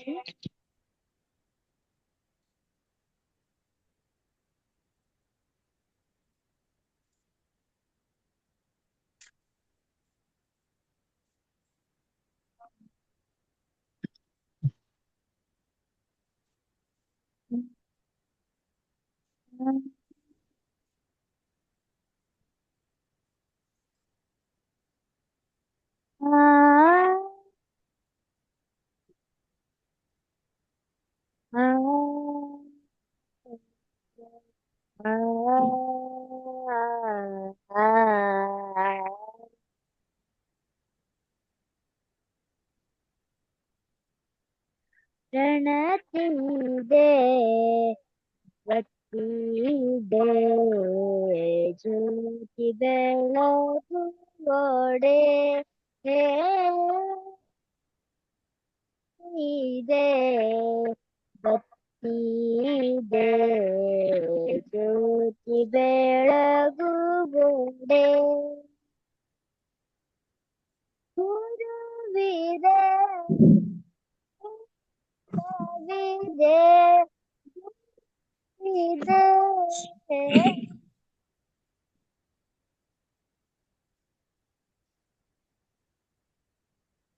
ಗುರುವಿದೆ ಲಿಂಗವಿದೆ ಶಿಷ್ಯನ ಸುಜ್ಞಾನ ಪೂಜಿಸದನ್ನಕ್ಕರ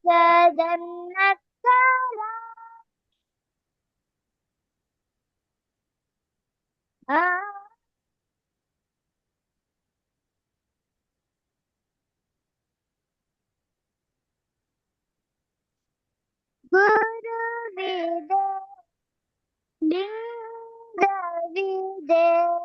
ಶಿಷ್ಯನ ಸುಜ್ಞಾನ ಪೂರಿಸದನ್ನಕ್ಕರ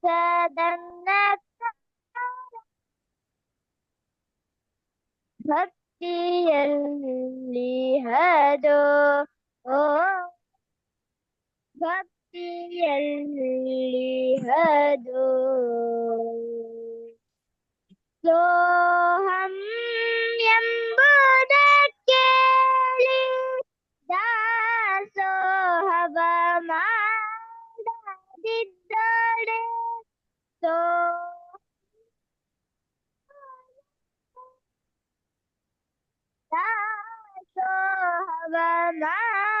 ಮಾಡದಿದ್ದೋಡೆ ಹಚ್ಚಿದಡೆ ವಸ್ತು ಹೇಶ್ವರ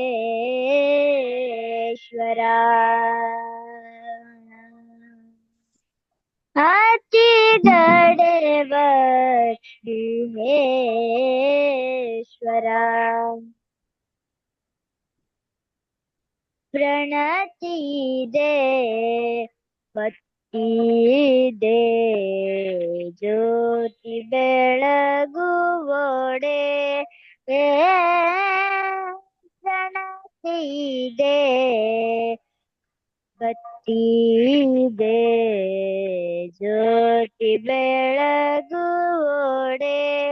ಪ್ರಣತಿದೆ ಪ್ರಣತಿದೆ ಪ್ರಣತಿದೆ ಬತ್ತಿದೆ ಜ್ಯೋತಿ ಬೆಳಗುವೊಡೆ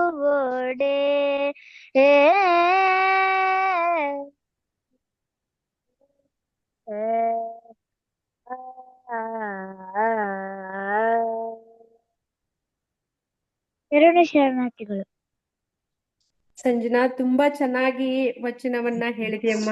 ಒಂದಿಷ್ಟು ನೆಟ್ವರ್ಕ್ ಸಮಸ್ಯೆ ಇತ್ತು ಅನ್ಸುತ್ತೆ, ಕೆಲವು ಕಡೆ ಧ್ವನಿ ಕೇಳ್ತಾ ಇರ್ಲಿಲ್ಲ. ಇನ್ನೊಂದ್ ಬಾರಿ ಕಾರ್ಯಕ್ರಮದಾಗ ಭಾಗವಹಿಸಿದಾಗ ಸರಿಯಾದ ನೆಟ್ವರ್ಕ್ ಇರೋ ಜಾಗದಲ್ಲಿ ಕುಳಿತು ನೀನ್ ಗಾಯನವನ್ನು ಮಾಡು.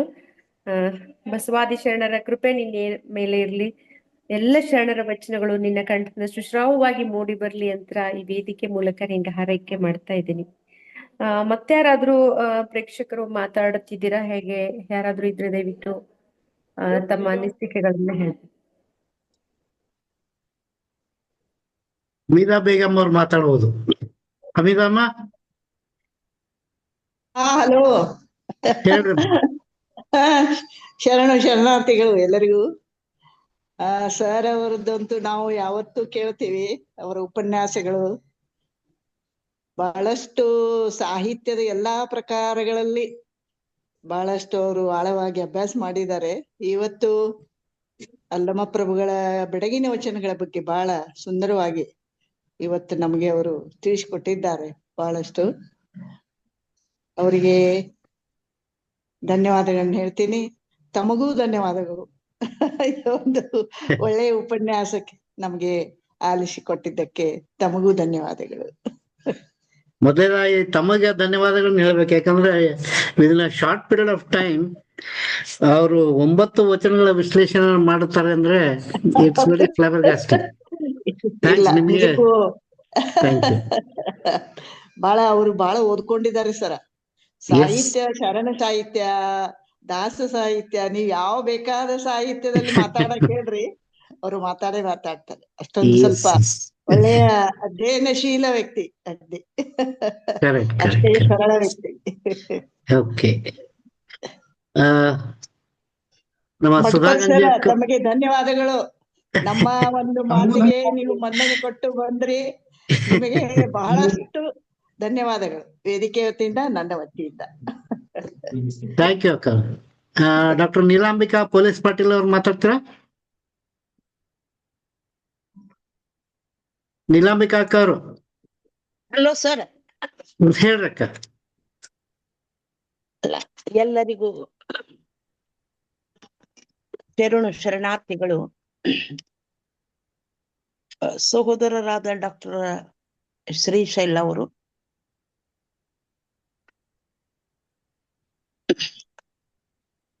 ವಜ್ರದಂತಹ ವ್ಯಕ್ತಿತ್ವವಿರುವ,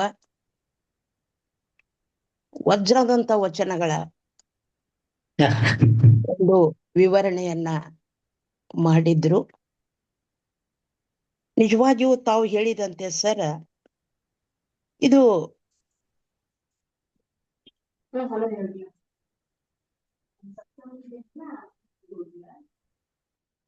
ನೋಡಿದಾಗ ಸರ್, ಇತ್ತೀಚೆಗೆ ಶೂನ್ಯ ವಚನಗಳು, ಬೆಡಗಿನ ವಚನಗಳು, ಸ್ವರ ವಚನಗಳು ಮತ್ತು ವಚನಗಳು ಅಂಥೇಳಿ ಬರ್ತಾ ಇದ್ದಾವೆ. ಈ 4 ಪ್ರಕಾರದ ವಚನಗಳನ್ನು ನಾವು ನೋಡಿದಾಗ ಸರ, ಈ ಶೂನ್ಯ ವಚನಗಳು ಸಂಸಾರದ ನಿಸ್ಸಾರತೆಯನ್ನ ತಿಳಿಸ್ತವೆ. ತಮ್ಮೆಲ್ಲರಿಗೂ ಗೊತ್ತಿದೆ. ಸಂಸಾರವೆಂಬ ಹೆಣ ಬಿದ್ದಿರೆ ತಿನ್ನಬಂದ ನಾಯಿ ಜಗಳ ನೋಡಿರೆ ಅನ್ನುವಂತಹ ಒಂದು ವಚನ ಅಲ್ಲಿ ಬರುತ್ತೆ. ಸ್ವರವಚನಗಳು ಅವರ ಹಾಡುಗಬ್ಬಗಳಾಗಿದ್ರು ಕೂಡ ಅಂಕಿತನಾಮ ಇರುವುದರಿಂದ ಅವು ಕೂಡ ಒಂದು ತರ ವಚನದಂತೆ ಕಾಣ್ತಾ ಇದ್ದಾವೆ. ಇವೆಲ್ಲವನ್ನ ದಾಟಿ ನಾವು ಬೆಳಗಿನ ವಚನಗಳಿಗೆ ಬಂದಾಗ ನಮ್ಮ ಡಾಕ್ಟರ್ ಮಹಾದೇವಯ್ಯನವರಾಗಿರ್ಬೋದು, ನಮ್ಮ ಅಪ್ಪವರು ಸಿದ್ದೇಶ್ವರ ಸ್ವಾಮಿಗಳಾಗಿರ್ಬೋದು,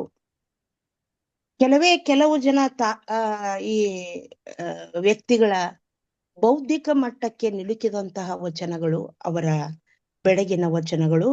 ಅದಕ್ಕಾಗಿ ಬಹುಶಃ ಮಹಾದೇವಪ್ಪ ಸರ್ ಅವ್ರ ಬುಕ್ ನನ್ನ ಕಡೆ ಇದೆ.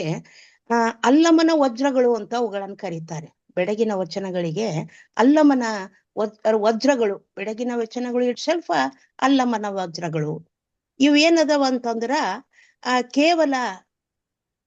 ಕೇವಲ ಬುದ್ಧಿಗೆ ಹೊಳೆಯುವಂಥವು ಇವು ಅಲ್ಲ ಅನ್ನುವಂತಹ ಮಾತು ಕೂಡ ಅದರಲ್ಲಿ ಅವರು ಬಹಳ ಡೀಟೇಲ್ ಆಗಿ ಬರ್ಕೊಂಡು ಹೋಗ್ತಾರೆ ಸರ್.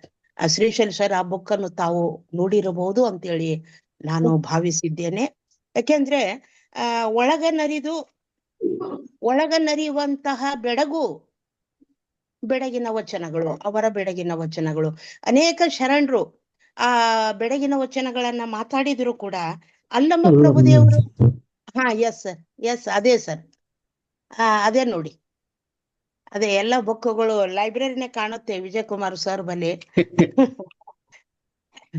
ಬಹುಶಃ ಇಡೀ ವಚನಕಾರರಲ್ಲಿ ಬೆಳಗಿನ ವಚನಗಳನ್ನ ಕುರಿತು ಇಷ್ಟು ಅದ್ಭುತವಾಗಿ ಮಾತನಾಡಿದಂಥವರು ಅಲ್ಲಮ ಪ್ರಭುದೇವರು ಅನ್ನುವಂತಹ ಮಾತು.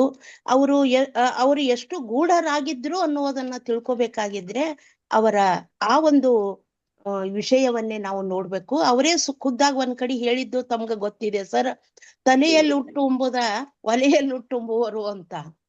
ತಲೆಯಲ್ಲಿ ಹುಟ್ಟುಂಬುವುದನ್ನು ಬಿಟ್ಟು ಒಲೆಯಲ್ಲಿ ಹುಟ್ಟುಂಬುವರು, ಒಲೆಯಲ್ಲಿ ಉಳಿದು ಹೊಟ್ಟೆಯಲ್ಲಿ ಉಂಬು ನಕ್ಕರ ಹೊಗೆ ಘನವಾಯಿತು, ಇದ ಕಂಡು ಹೇಸಿ ಬಿಟ್ಟೆನು ಗುಹೇಶ್ವರ ಅಂತ ಮಾತನಾಡುವಂತಹ ಪ್ರಭುದೇವರು. ಅಂದ್ರೆ ಯಾವುದು ತಲೆಯಲ್ಲಿ ಜ್ಞಾನದಲ್ಲಿ ಅಟ್ಟುಣ್ಬೇಕಾಗಿತ್ತೋ ಅದು ಒಲೆಯಲ್ಲಿ ಅಟ್ಟುಣ್ಣುವಂತಹ, ಈ ಒಲೆಯಲ್ಲಿ ಅಟ್ಟುಣ್ಲಕ್ ಹೋದಾಗ ಅದು ಹೊಗೆ ಏನಾಯ್ತು, ಘನವಾಯ್ತು.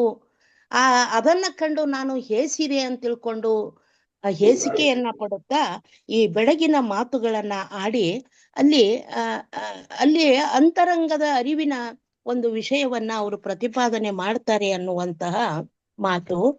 ಬಹುಶಃ ಸಿದ್ದೇಶ್ವರ ಅಪ್ಪನವ್ರ ಬುಕ್ನು ನಿಮ್ ಕಡೆ ಇದ್ದಿರ್ಬೋದು ಸರ. ಸಿದ್ದೇಶ್ವರ ಅಪ್ಪವರು ಒಂದು ವಚನ ನಮ್ಮ ಇವ್ರದು ಅಲ್ಲಮ ಪ್ರಭುದೇವರ ಒಂದು ವಚನವನ್ನ, ಕಂಗಳಾಲಿಯ ಕರಿಯ ನಾಳದಲ್ಲಿ 7 ಭುವನಗಳು ಅಡಗಿದವು. ಕಂಗಳಾಲಿಯ ಕರಿಯ ನಾಳದಲ್ಲಿ 7 ಭುವನಗಳು ಅಡಗಿದವು. ನಾಟಕವ ರಚಿಸುವ ಆಡವಿಸುವ ಸೂತ್ರದ ಪರಿ ಗುಹೇಶ್ವರಲಿಂಗ ನಿರಾಳ ಚೈತನ್ಯ, ಗುಹೇಶ್ವರಲಿಂಗ ನಿರಾಳ ಚೈತನ್ಯ ಅನ್ನುವಂತಹ ಮಾತು.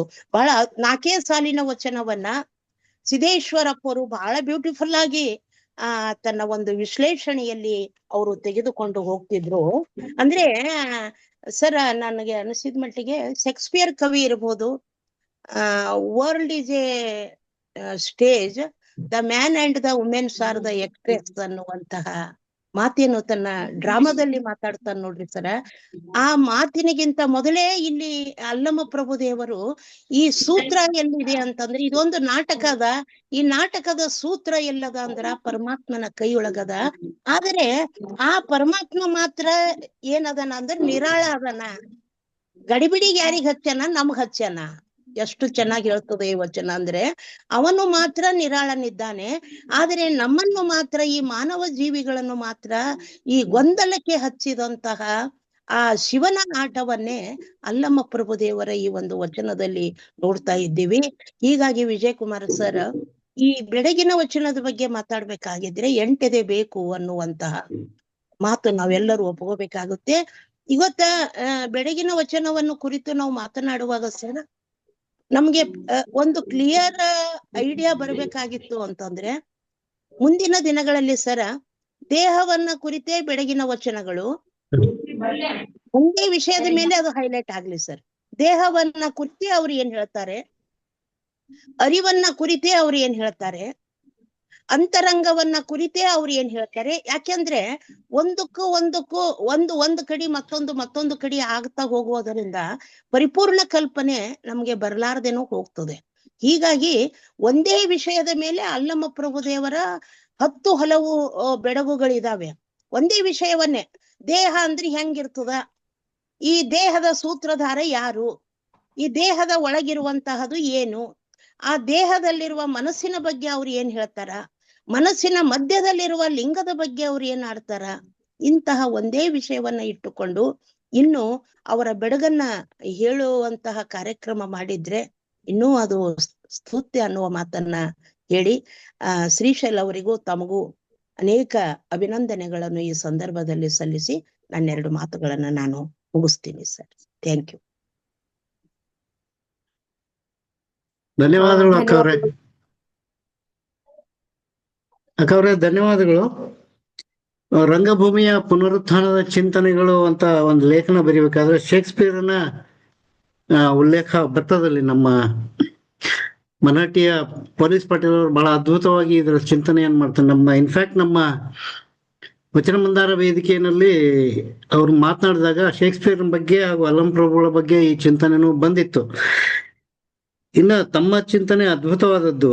ಅಂದ್ರೆ ಬೆಳಗಿನ ವಚನಗಳಲ್ಲಿ ಒಂದೊಂದೇ ವಿಷಯ ಅಂದ್ರೆ ದೇಹವನ್ನ ಕುರಿತಂತೆನೆ, ಅರಿವನ್ನ ಕುರಿತಂತೆ, ಅಂತರಂಗವನ್ನ ಕುರಿತಂತೆ, ಪ್ರಾಣಿ ಪ್ರತಿಮೆಗಳ ಕುರಿತಂತೆ ಮಾತನಾಡುವಂತಹ ಒಂದು ಪ್ರಯತ್ನವನ್ನ ಮುಂದಿನ ನಿರ್ಮಾಣ.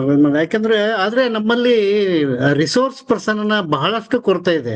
ಹೌದೌದು, ರಿಸೋರ್ಸ್ ಪರ್ಸನ್ ಕೊರತೆ ಇದೆ ಸರ್, ಬಹಳಷ್ಟು ಕೊರತೆ ಇದೆ. ಈ ಬೆಳಗಿನ ವಚನಗಳು ನೀವ್ ಹೇಳ್ದಂಗೆ ಎಂಟದೇ ಬೇಕು ಅಂತಕ್ಕಂಥದ್ದು ಹೌದು ಸರ್, ಬಹಳ ಸೂಕ್ತವಾದ ಇದು. ಸಾಧ್ಯ ಇಲ್ಲ ಎಲ್ಲರೂ ಮಾತಾಡೋದು. ಬಹಳ ಆ ವಿಷಯದ ಮೇಲೆ ಕನ್ನಡ ಸಾಹಿತ್ಯದಲ್ಲಿ ಪುಸ್ತಕಗಳು ಕಡಿಮೆ ಬಂದಿವೆ ಸರ್. ಹೌದು ಬೆಳಗಿನ ಹೌದು ಮೇಲೆ ಪುಸ್ತಕಗಳು ಕಡಿಮೆ ಬಂದಿವೆ. ಶೂನ್ಯ ವಚನಗಳಂತೂ ಇನ್ನೂ ಯಾರು ಕೈ ಹಚ್ಚಿಲ್ಲ ಸರ್. ಇಲ್ಲ ಇಲ್ಲ ಆ ನಿಟ್ಟಿನಲ್ಲಿ ಆ ಒಂದು ಶ್ರೇಣೀಕೃತ ಸಬ್ಜೆಕ್ಟ್ ಅಲ್ಲಿ ಬಂದಿರೋದು ಬಹಳ ಕಡಿಮೆ. ತಮ್ಮ observation is very excellent observation. ನಮ್ ತಲೆಗೂ ಇದು ಹೊಳೆದಿರ್ಲಿಲ್ಲ. ಸೊ ಮುಂದಿನ ದಿನಗಳಲ್ಲಿ we will try to extract the subjects with resource persons. Okay, ಧನ್ಯವಾದಗಳು ಅಕ್ಕ ಅವರೇ. ನೆಕ್ಸ್ಟ್ ಹಾವೇರಿಯಿಂದ ಶೆಲವಣಿ ಮಠ ಅವ್ರು ಜಾಯ್ನ್ ಆಗಿದ್ದಾರೆ, ಮಾತಾಡ್ಬೋದಾ?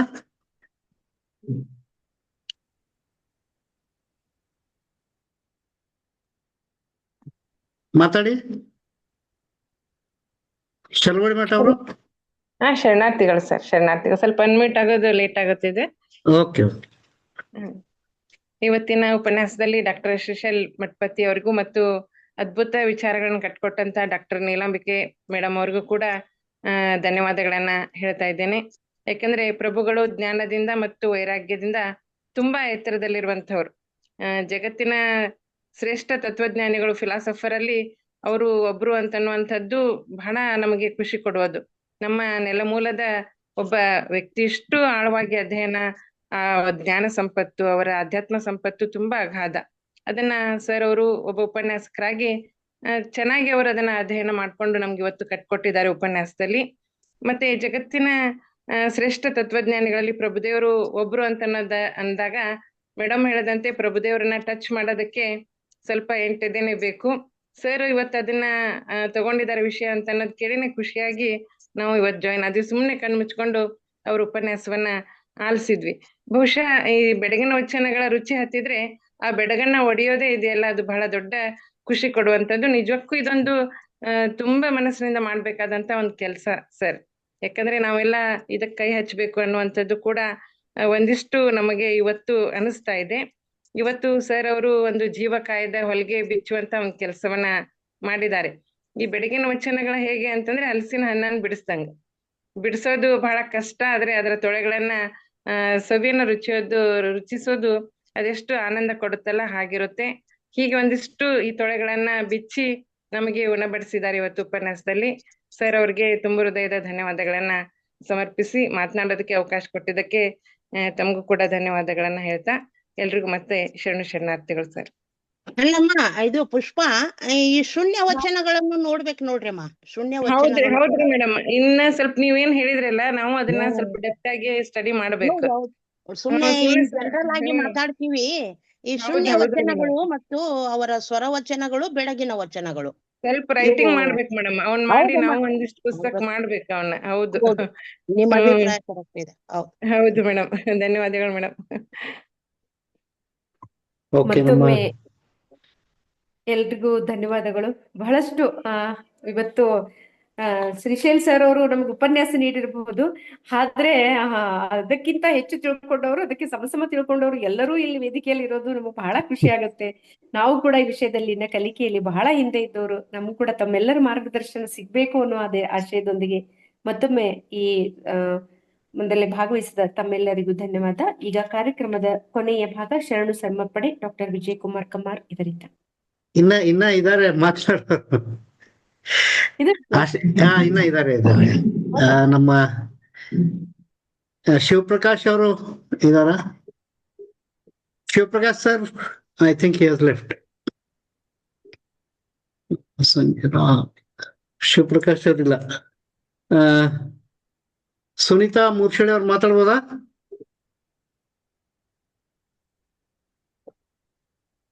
ಓಕೆ. ಕೊನೆಯದಾಗಿ ಡಾಕ್ಟರ್ ಸರ್ಮಂಗಳ ಸಕ್ರೆ ಅವರು. ಸಕ್ರೆ ಅಕ್ಕ ಅವರೇ ಮಾತಾಡಿ. ಎಲ್ಲರಿಗೂ ಶರಣಾರ್ಥಿಗಳು. ಈ ದಿನ ಬಹು ವಿಶೇಷವಾದಂತ ಒಂದು ಉಪನ್ಯಾಸ. ಶ್ರೀಶೈಲ ಮಠಪತಿ ಅಣ್ಣವರು ಬಹಳ ಒಂದು ಮೌಲಿಕ ಉಪನ್ಯಾಸ ನೀಡಿ ನಮ್ಗೆ ಎಲ್ಲ ಒಂದು ವಚನ ಸಾಹಿತ್ಯದ ಬಗ್ಗೆ ಇನ್ನೂ ಹೆಚ್ಚು ಅಭಿರುಚಿ ಬೆಳೆಸುವಂತೆ ಅವರು ನಮ್ಮನ್ನು ಸೆಳೆದ್ರು ಅನ್ನೋದ್ರಲ್ಲಿ ಎರಡು ಮಾತಿಲ್ಲ. ಅಲ್ಲಿ ಕ್ಲಿಷ್ಟ ವಚನಗಳನ್ನು ಬಹಳ ಲೀಲಾಜಾಲವಾಗಿ ನಮ್ಮ ಮುಂದೆ ಅವರು ಒಂದು ಸುಂದರವಾಗಿ ಸ್ಪಷ್ಟಪಡಿಸಿ ಹೇಳಿದ್ರು ಅಂತಂದು. ಯಾಕಂದ್ರೆ ಬೆಡಗು ಎಂದಾಗ ಒಂದು ಸುಂದರ, ಲಾಲಿತ್ಯ, ಅರ್ಥಪೂರ್ಣ ಇಂತಹ ಒಂದು ಸಾಮಾನ್ಯ ಅರ್ಥಗಳು ನಮ್ಗೆಲ್ಲ ಸಿಗ್ತವ. ಆದರೆ ಈ ಬೆಡಗಿ ವಚನಕ್ಕೆ ಏನದಲ್ಲ, ಒಂದು ಆಳವಾದ ಅಧ್ಯಯನ ಇದಕ್ ಬೇಕು ಅಂತಂದು.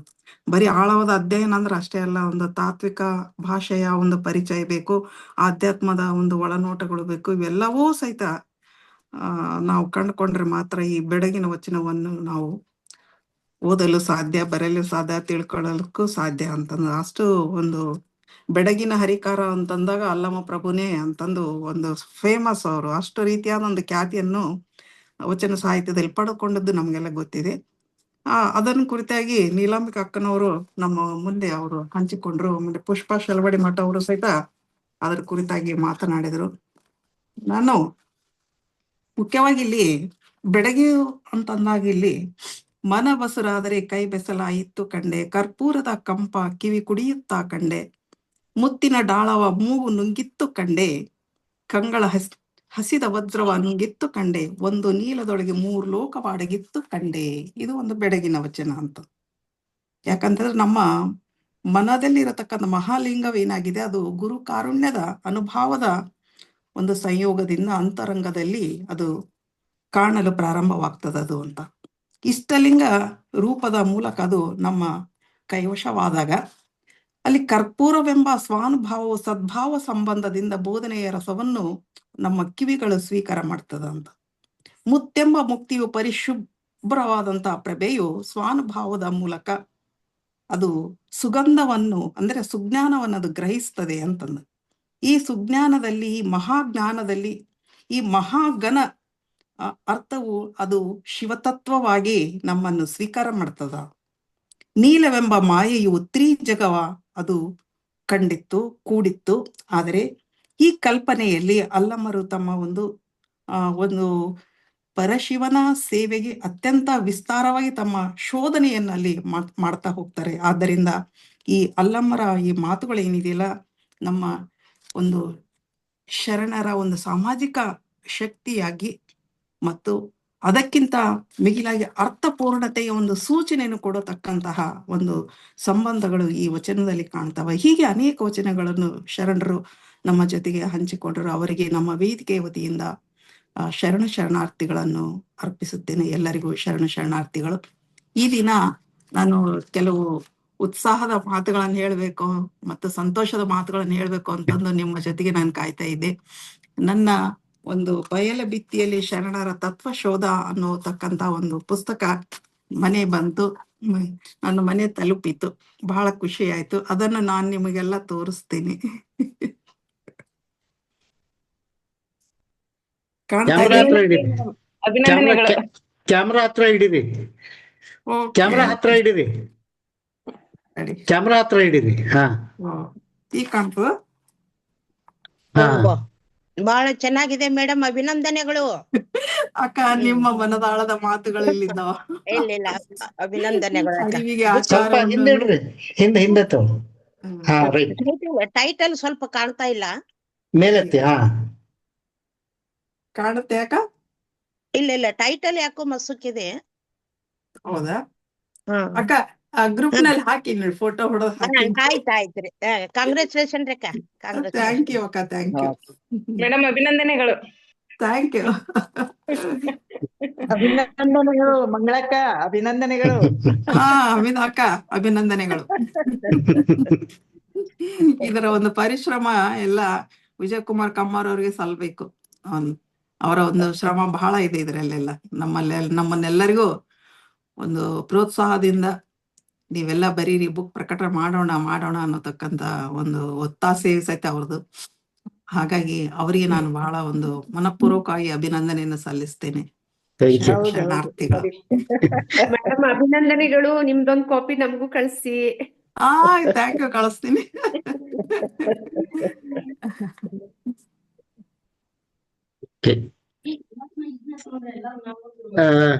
ಡಾಕ್ಟರ್ ಸರ್ವಮಂಗಳ ಸಕ್ರಿ ಅವರ ಈ ಪುಸ್ತಕ ವಚನ ಮಂದಾರ ಫೌಂಡೇಶನ್ ವತಿಯಿಂದ ಪ್ರಕಟ ಆಗ್ತಿರೋ 10ನೇ ಪುಸ್ತಕ ಇದು. ಹಾಗಾಗಿ ನಮ್ಗೆಲ್ಲರಿಗೂ ಒಂದು ಹೆಮ್ಮೆಯ ವಿಷಯ ಅಂತ ನಾನು ಹೇಳಕ್ಕೆ ಇಷ್ಟಪಡ್ತೀನಿ. ಮತ್ತಾರಾದ್ರೂ ಮಾತಾಡೋರಿದ್ರೆ ಈ ಕ್ಯಾನ್ ಕಂಟಿನ್ಯೂ, ಇಲ್ಲಾಂದ್ರೆ ಆಶಾ ಮೇಡಮ್ ಶರಣ ಸಮರ್ಪಣೆಗೆ ಹೋಗ್ಬೋದಾ? ಸರ್ ಖಂಡಿತ ಸರ್. ಓಕೆ.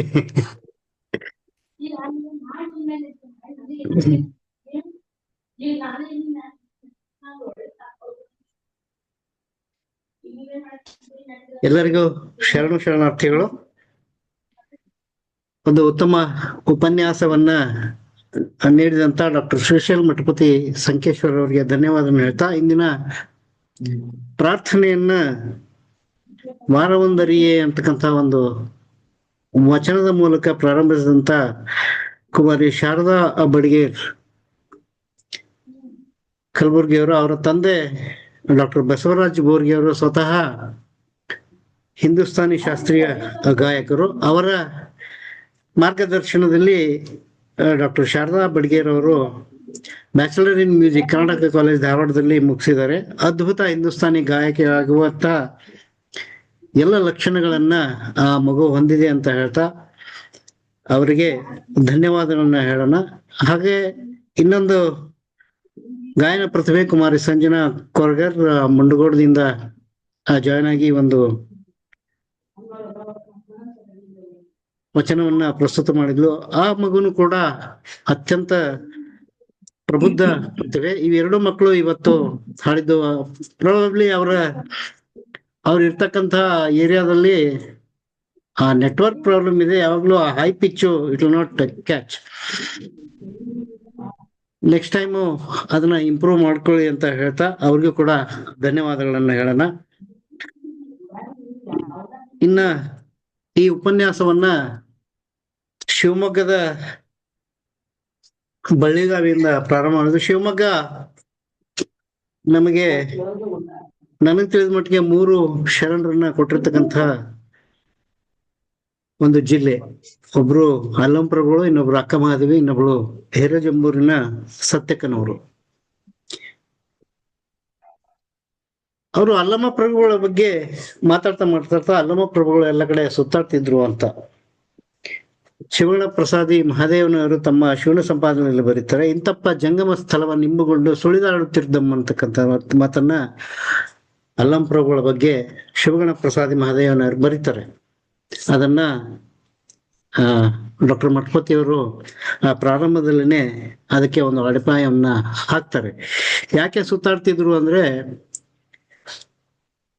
ಆ ಜಂಗಮ ಸ್ಥಳ ಅದೊಂದು ಜ್ಞಾನಿಯ ಸ್ಥಳ, ಅದಕ್ಕೆ ಎರಡು ರೀತಿಯಾದಂತ ಜವಾಬ್ದಾರಿಗಳಿವೆ. ಒಂದು ಜ್ಞಾನದ ಸೃಷ್ಟಿ, ಇನ್ನೊಂದು ಜ್ಞಾನದ ಪ್ರಸಾರ. ಹೀಗಾಗಿ ಅಲ್ಲಂಪ್ರಭುಗಳು ಒಂದ್ ಕಡೆ ಇರ್ತಿರ್ಲಿಲ್ಲ, ಇಡೀ ಭಾರತದ ತುಂಬೆಲ್ಲ ಸುಳಿದಾಡಿ ಎಲ್ಲೆಲ್ಲಿ ಜ್ಞಾನದ ಅವಶ್ಯಕತೆ ಇದೆಯೋ ಅಲ್ಲೆಲ್ಲಿ ಹೋಗ್ತಿದ್ರು ಅಂತಕ್ಕಂಥ ವಿಷಯ ಬಹಳ ಅದ್ಭುತವಾದಂತಹ ವಿಷಯ. ನಮ್ಗೆ ಚಿಕ್ಕಂದಲ್ಲಿ ಚನ್ನವೀರ್ ಕಣಿವೆಯವರು ಹೇಳ್ತಾರೆ, ಯಾಕೆ ಸುಳಿದಾಡ್ತಿದ್ರು ಅಂತಂದ್ರೆ ಎಲ್ಲಿ ಜ್ಞಾನ ಬೇಕಾಗ್ತದೆ ಅಲ್ಲಿ ಹೋಗ್ಬೇಕಾದದ್ದು ಅನಿವಾರ್ಯ ಜಂಗಮನ್ಗೆ ಅಂತಕ್ಕಂಥ ಮಾತನ್ನ ಡಾಕ್ಟರ್ ಚನ್ನವೀರ್ ಕಣಿವೆಯವರು ಹೇಳ್ತಾ ಇದ್ದಿದ್ದನ್ನ ನಾ ಬಹಳಷ್ಟು ಸಲ ಕೇಳಿದ್ದೀನಿ.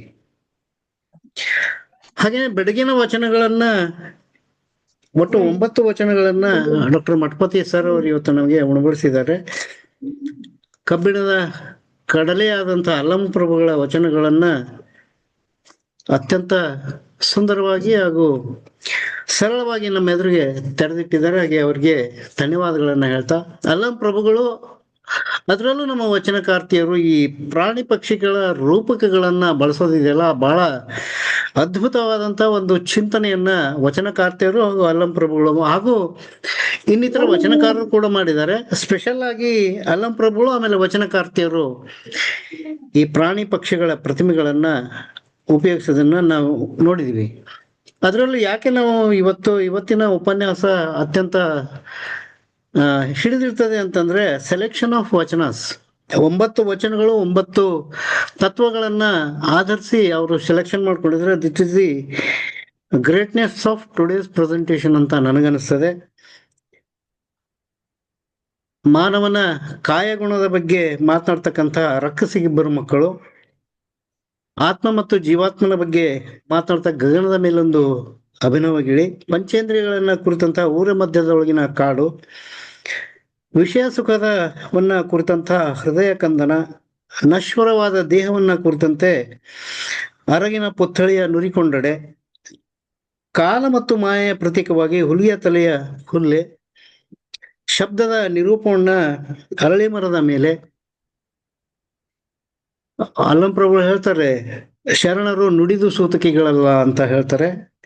ಭವಬಂಧನವನ್ನ ಬೆಳೆಸ್ತಕ್ಕಂಥ ತಾಳೆ ಮರದ ಮೇಲೊಂದು ಬಾವಿ ಅಂತಕ್ಕಂಥ ಈ 9 ತತ್ವಗಳನ್ನ ವಿಭಿನ್ನ ಆಯಾಮಗಳಲ್ಲಿ ಬರೆದಿರ್ತಕ್ಕಂಥ ಈ 9 ವಚನಗಳನ್ನ ಆಯ್ದುಕೊಂಡಿದ್ದು ಇವತ್ತಿನ ಉಪನ್ಯಾಸದ ಹೈಲೈಟ್ ಅಂತ ನನಗನ್ನಿಸ್ತದೆ.